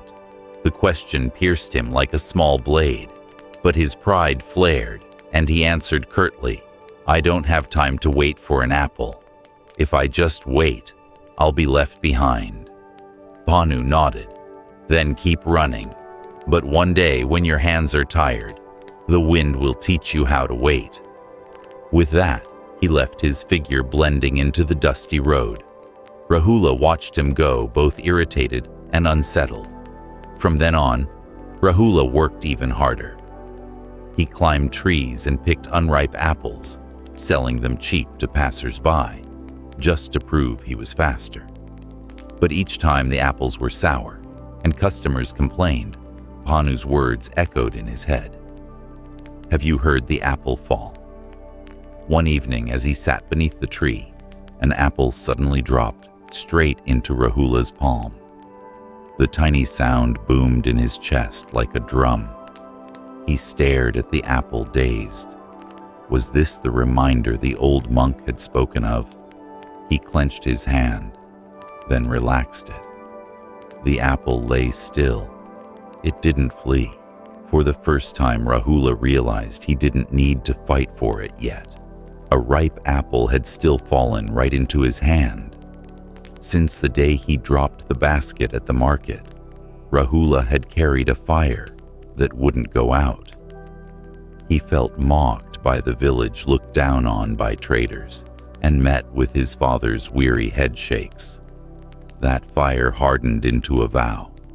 One day I'll prove Rahula isn't clumsy. But that same fire made him even quicker to anger. While his peers waited calmly for the apples to ripen, Rahula was already scrambling up the trees, yanking off green fruit. His father scolded him repeatedly. "Don't pick early. You'll ruin the whole crop." Rahula argued, "If I don't pick early, others will take everything. I can't just sit and wait." Suran was downcast, gripping his cane tightly. Better fewer but sweet. If there are many, but they're sour, no one will buy. Mira only sighed and quietly gathered the green apples to dry and make medicine for the sick. Another day, Rahula brought a basket of green apples to market. To fool customers, he arranged a few ripe red ones on top, green ones underneath. A buyer took some home, tasted one, and immediately spat it out. Bitter. "You cheated me." The crowd began to murmur. Some shook their heads, others snickered. Rahula flushed and shouted, "They're all ripe. It's just your mouth that's sour." The buyer, angry, hurled the apple to the ground. Others tried, and then walked away, shaking their heads. The whole basket was returned. Rahula trembled with fury, stomping the ground as apples rolled everywhere. An old trader nearby sneered, "The boy's got fire in his blood, but his apples have no sweetness in their hearts." The words stunned Rahula. He ran from the market. That evening, Rahula carried his anger into the forest. He sat beneath an old apple tree, throwing stones at its trunk. At that moment, a deep voice sounded, "You strike the tree, and it stays quiet, but your heart only grows noisier." Rahula turned to see Bhanu. The old teacher sat leaning on his staff, eyes kind and bright. Rahula grumbled, "You've come to laugh at me again." "No, I've come to ask, did you hear an apple fall today? Please stop apples fall, that's all.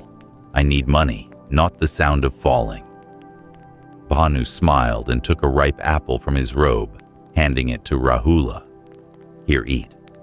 Rahula took a bite. Sweetness spread across his tongue, completely different from the harsh green ones. Bhanu said life is like that.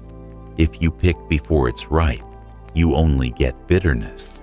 If you wait, it will drop into your hand. What comes too soon is rarely a gift. It's a burden. Rahula pressed his lips together, saying nothing, but something wavered in his eyes. The next day, as Rahula was planing wood in the shed, a voice called from outside Rahula, "Long time no see."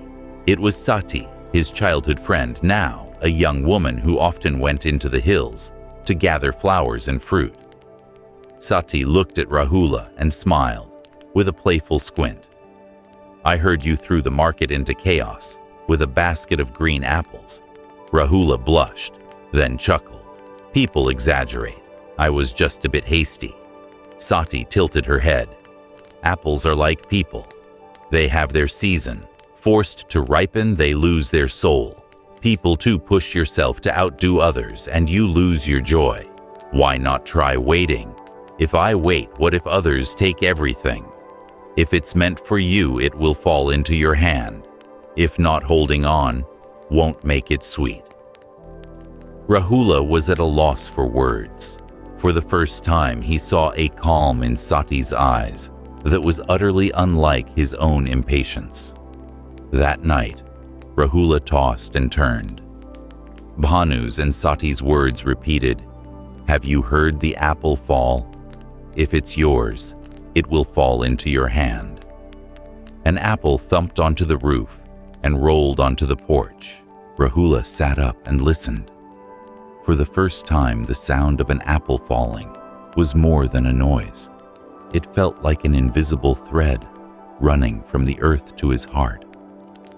He placed his hand on his chest, closed his eyes, and wondered, "Have I been running so fast I can't hear my own rhythm of falling?" But the next day, the old fire rose again. When he saw a wealthy trader from afar wanting to buy the entire orchard, Rahula eagerly accepted before his father could answer. "I'll pick early and deliver quickly, so they won't change their mind." His father frowned. "You're being hasty again. Deals aren't won just by speed." Rahula shot back, "Father, you always wait. If we don't hurry, we'll end up with nothing." The argument erupted bigger than ever. Rahula stormed off his chest tight. He ran into the forest and sat under the old apple tree. In his anger, he slammed his hand against the trunk, and right then, a ripe apple fell straight into his palm. He froze. This time, he didn't throw it away. He looked at the apple resting neatly in his hand and burst into tears. Tears fell onto the apple's skin, mingling with the moonlight. Rahula heard the wind moving through the apple grove, gentle as his mother's whisper, "Don't force it, son. Let it fall." In the dark, Rahula murmured, "Maybe. I have to learn to listen from the beginning." After the fight with his father, Rahula burned even more with the idea, "I have to prove I'm right.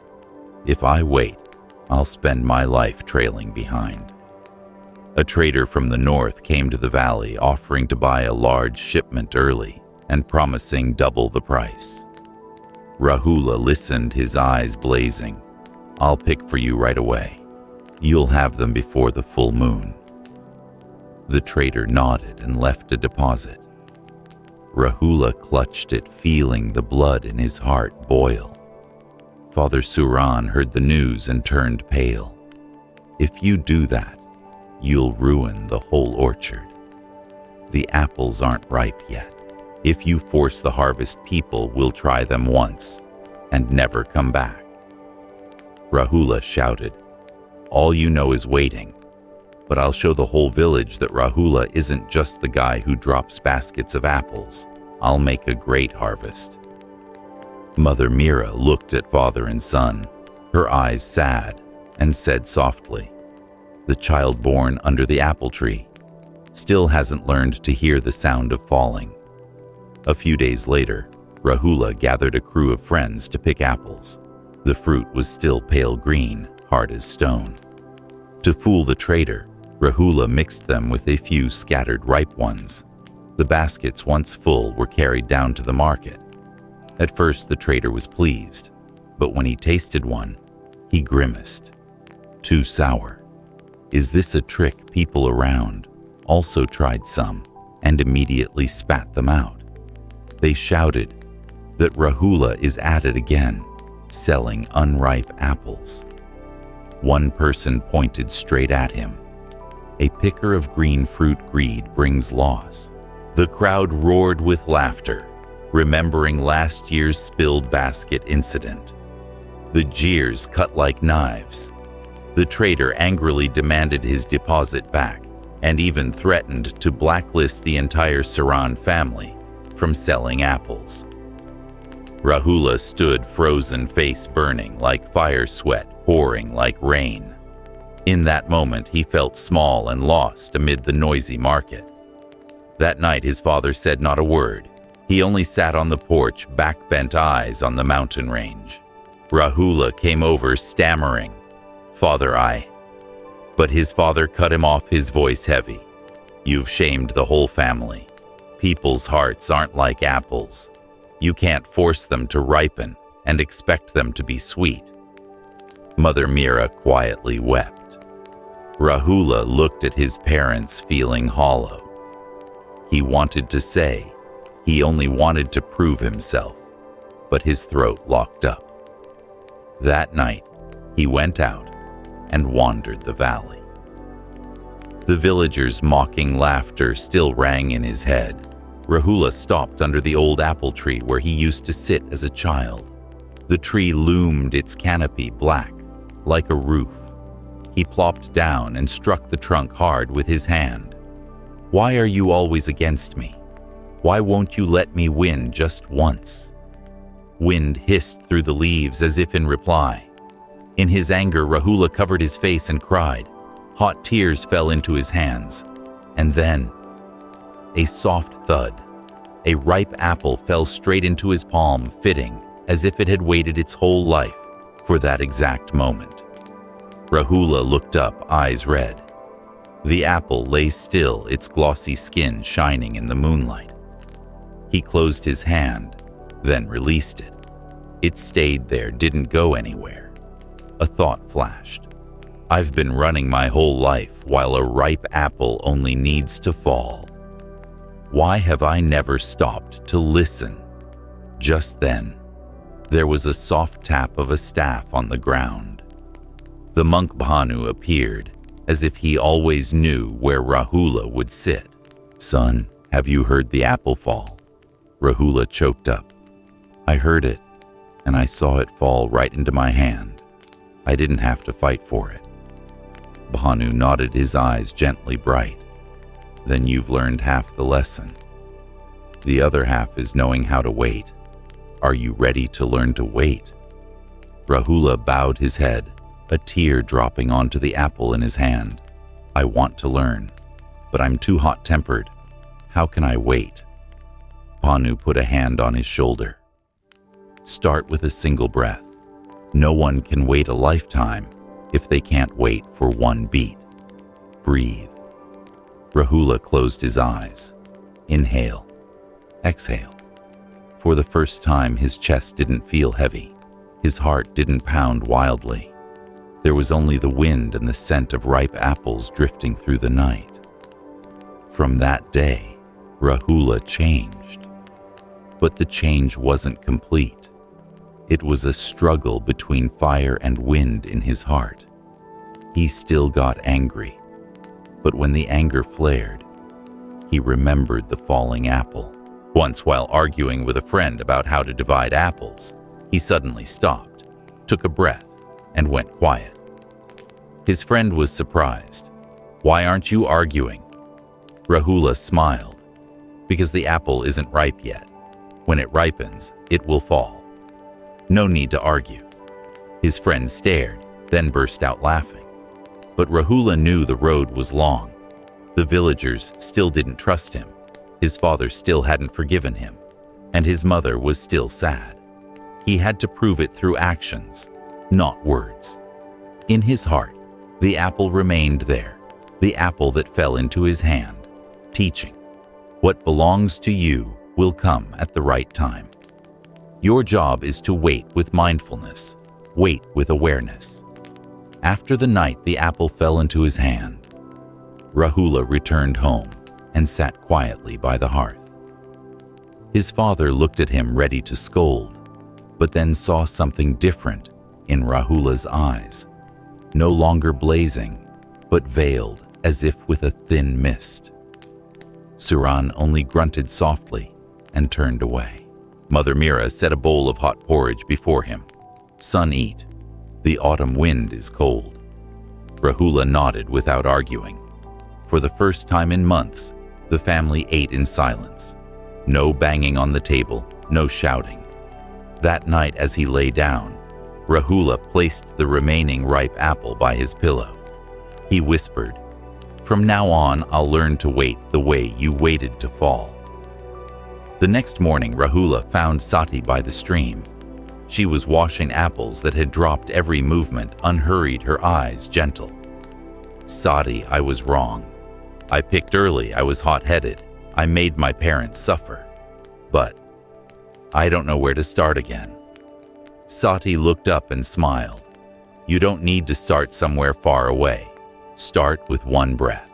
She handed him a small apple. "Hold it in your hand. Close your eyes. Inhale. Exhale. Listen to what it says." Rahula did as she said. In the silence, he smelled the apple's gentle sweetness, and felt its coolness on his skin. His heartbeat slowed. When he opened his eyes, he exhaled in relief. "I've never listened to an apple like this." Sati nodded. "You always wanted to speak loudly and prove things quickly. But sometimes happiness is just listening softly. When you know how to listen, life will speak on its own." That afternoon, the monk Bhanu came by the orchard. He brought a basket of ripe apples, set it down, and said, "Rahula, today, I'll teach you a practice, the apple exercise." Rahula was curious. "Are you going to preach a scripture?" Bhanu shook his head. "No scripture needed. Just sit, place an apple on your hand, close your eyes, and wait until you feel the apple is no longer outside your hand, but inside your heart." Rahula tried it. At first, his hand just felt heavy. Then his breath slowed, and the rustle of leaves overhead stretched into a long hum. Suddenly, he felt the apple in his hand was part of his own flesh and blood. A warmth spread through him. He opened his eyes, tears falling onto the apple's skin. "Teacher, I feel it inside me." Bhanu smiled. "Then you understand when you're mindful. There is no inside or outside. The apple, the breath, the heart, they're one." Sometime later, Rahula began sharing with the villagers.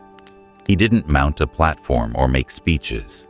He simply invited everyone to sit beneath the old apple tree. Before pick and wait, 1 minute. Place your hand on the trunk and listen to the wind. If the wind is calm, pick. If it hasn't spoken, wait. At first, many laughed. You need to listen to the wind to pick apples. But those who tried it found fewer wormy apples, fewer broken branches, healthier trees. The apples ripened evenly and sold at better prices. The elders began to say that Rahula, who used to burn like fire, is gentle as the wind now. There's something to learn from him. One afternoon, Rahula brought home a basket of deep red ripe apples and set it before his father. "Father, taste one." Suran looked, then slowly took a bite. Sweetness spread. He was silent a long time, then turned to his son. "These are the apples of our valley. Son, I see you've learned." For the first time in years, Rahula knelt before his father, tears streaming. "I'm sorry. I've disappointed you many times, but now I want to live differently." Suran placed a hand on his head, sighing, but his eyes were gentle. "I'm old. From now on, the orchard is yours. But remember, never force an apple to ripen." That festival season, Rahula's family's apples were chosen as offerings to the monastery. The village buzzed. Strange this year, the apples are sweeter and more fragrant. Must be because Rahula learned to wait. Rahula only smiled when he heard it. Inside, he knew it wasn't him. It was the sound of the falling apple that taught him. He formed a habit each morning before stepping into the orchard. He sat quietly under the apple tree, eyes closed, waiting for one apple to fall. It didn't always happen, but just by waiting, his heart would settle and the day's work would flow. Sati often came and sat beside him. They said nothing, just listened. Sometimes an apple fell, and both would burst into laughter like children sharing a treat. One evening, Rahula asked, "Bhanu, teacher, have I finished learning?" Bhanu smiled. "You've only learned to hear one apple fall. Life will bring many other fruits: anger, love lost, joy, sorrow. You must learn to hear them fall too. Only then will you truly know mindfulness." Rahula nodded. He knew the journey wasn't over, but for the first time, he felt he didn't need to run. He only needed to wait, like the apple that had fallen into his hand. Years passed.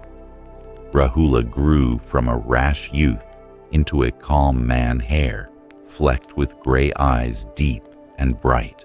Villagers called him the craftsman of the breath because he not only tended apples, but also taught people to pause and hear the sound of falling. At the valley's entrance, Rahula built a small hut, not to trade, but to help children and market-goers pause. Everyone who came was given an apple. He placed it in their hands and said, "Before you eat, close your eyes. Inhale, exhale, don't bite yet. Listen to what the apple wants to say." At first, many children giggled, but soon they grew quiet, their eyes opening wide and bright. One child said, "I can smell more sweetness before I even take a bite." Rahula nodded. "That's right. When we pause, we see more. Eating isn't just swallowing. It's being present with each flavor." One autumn, the villagers discussed building a small shrine to give thanks. They came to Rahula. "We want you to place the first apple in the offering." Rahula smiled. "I don't need to stand in front. I only ask to sit under the apple tree and listen for one apple to fall. If it falls during the ceremony, that will be the most beautiful offering." On the very day of the ceremony, as incense smoke rose, an apple fell from the old tree and rolled into Rahula's palm. The soft sound of its fall rang like a bell to the whole crowd. Everyone fell silent. An elderly man exclaimed, "Heaven is offering apples with us." Rahula spent the rest of his life teaching the village children. He didn't teach many words, he just told stories. Every story revolved around an apple. An apple picked early, a bitter taste. A ripe apple, a sweet taste. An apple falling into your hand, a lesson in waiting and trust. Once a boy asked teacher, "How do you know when to pick and when to wait?" Rahula smiled and placed his hand on the boy's chest. "Listen here. If your heart is hasty, wait. If your heart is calm, you'll know when to reach out your hand." That saying spread through the village. From then on, many households did business more harmoniously, with less competition. People said, listening to Rahula's teaching, not only are the apples sweeter, but people's hearts are less sour. When Rahula was past 50, the monk Bahanu visited again. He was older and stooped, but his eyes were still bright. "Rahula, I hear you're teaching the whole village to listen to apples fall. How do you feel about that?" Rahula bowed his head. "Teacher, I only repeat what you once said. There's no need to fight. When it's ripe, it will fall. I feel my life changed from the moment the apple fell into my hand." Bhanu smiled gently. "You've lived that lesson. But remember, many other fruits will fall. Sadness, anger, loss, even death. When they fall, are you calm enough to catch them?" Rahula was silent for a long time, then nodded. "I will try. I will open my hands, not grip tightly, not avoid." Bhanu placed his hand on Rahula's shoulder and said softly, "Then you've gone farther than I expected. I'm at peace now." That winter, Rahula felt his body grow weak. He knew he would soon leave this life. One afternoon, he called Sati, now also old, but with eyes as bright as ever, to his bedside. He handed her one final apple. "Sati, thanks to you, I learned to pause and to listen. Please teach the children this before you reach to place your ear. Before you place your ear, place your heart." Sati held the apple, tears falling. "And you, where will you go?" Rahula smiled faintly. "I'm going to listen to another apple. It may be bigger, heavier. People call it the fruit of the final life." He closed his eyes. Right then in the yard, a ripe apple fell to the ground with a clear thud. Rahula exhaled very long, very gentle, and grew still. Sati placed her hand on his chest and whispered, "You've heard it. After Rahula passed, the villagers didn't build a statue or carve a stele. They simply kept an old apple tree where he used to sit. Children still gathered under it, waiting for an apple to fall. When it fell, they laughed and shared it. The adults reminded each other. Mindfulness isn't far away. It lies in the pause before picking, before speaking, before getting angry. Mindful awareness isn't just sitting still. It's living in rhythm, knowing when to wait, when to reach out, when to let go. Liberation isn't fleeing life. It's moving through it like a ripe apple falling at the right time, without disturbance, leaving sweetness in people's hearts. You may never have planted an apple tree, and you may know apples only from a basket at the market. But the truth is, every day you still face your own apples. Not the crimson fruit in an orchard, but ordinary moments that seem small, yet can be bitter or sweet, depending on how we touch them. Maybe it's when you open your laptop after a long day, still tired and stressed. If you rush straight into the screen, your heart will feel heavy, like an unripe fruit. But if you pause for one breath, place a hand on your chest and feel the breath pass through, you'll hear the apple fall, the mind settling. Then your view of the work softens, and you have the strength to continue. Maybe it's when you carry your child through a late-night cry. If you only feel annoyed, the crying will cut like a knife. But if you stop, inhale slowly, exhale deeply, you'll hear the apple fall in your heart, the sound of compassion dropping in your heart, softening. Then you'll see that the crying isn't a burden, but a chance for your arms to become a refuge for a small life. Maybe it's when you're about to reply to a hard word. If you answer immediately, your anger will be as sour as an unripe apple. But if you pause and listen until the wind inside your chest is done, you'll realize you can choose to answer with calm, letting your words fall softly, like a ripe apple. That gentleness can save a relationship from breaking. Maybe it's when you close the conference room door after a tense argument. If you slam it, the sound becomes a crack in your colleagues' hearts. But if you pause for a beat, exhale, and close it gently, that soft sound is the apple falling, the peace left after the storm. Rahula went through all his stumbles to grasp a simple truth.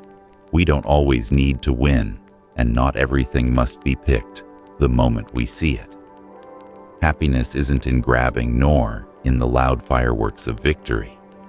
Happiness is a small, simple sound that carries far, like when a ripe apple falls right into our palm, the moment we're calm enough to wait. And you can walk that path too. A path neither loud nor ornate, yet warm and bright enough. As long as you pause, you listen, and you live in a measured and deep way. The 4 Zen stories we've just walked through: the woodcutter who chops wood and carries water, the fallen grain of rice, the wind, through the pines and the apple. Falling into the palm may seem like small tales about very ordinary things, but when we look deeply, we see they mirror our own lives. The woodcutter teaches that mindfulness isn't confined to a meditation hall.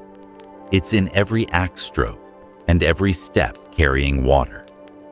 The fallen grain reminds us that happiness isn't far away, but in how we honor each grain of rice and each breath. The wind through the pines shows us life doesn't always need resisting. Sometimes we only need to move with the wind, keeping our roots steady, and we'll be at peace. And the apple falling into the palm affirms that what belongs to us will arrive at the right time. Our task is to learn to wait mindfully, rather than rush to pick early and taste only bitterness.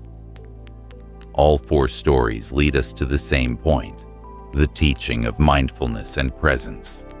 The Buddha taught in each breath, in each step, if the mind abides, the Dharma body is revealed.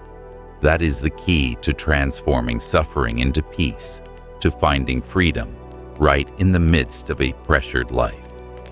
Dear friends, in our fast-paced modern world, these lessons aren't old tales. They are reminders that still hold true. Today, we still open laptops after long days, still carry children through night cries, still close meeting room doors after disputes. If we pause for a beat, take a breath, and live in a measured way, we too are walking the path of these Zen stories. If you feel these 4 stories have touched your heart, I invite you to journey with us. Please subscribe to Buddhism Seeds Hit, like to spread positive energy, and share this video with anyone who needs a quiet space in their life. And don't forget to leave a comment below. Among the 4 stories, which lesson made you reflect the most? Because when we share our experiences, we not only nourish our own understanding, but also sow seeds of mindfulness together for the world.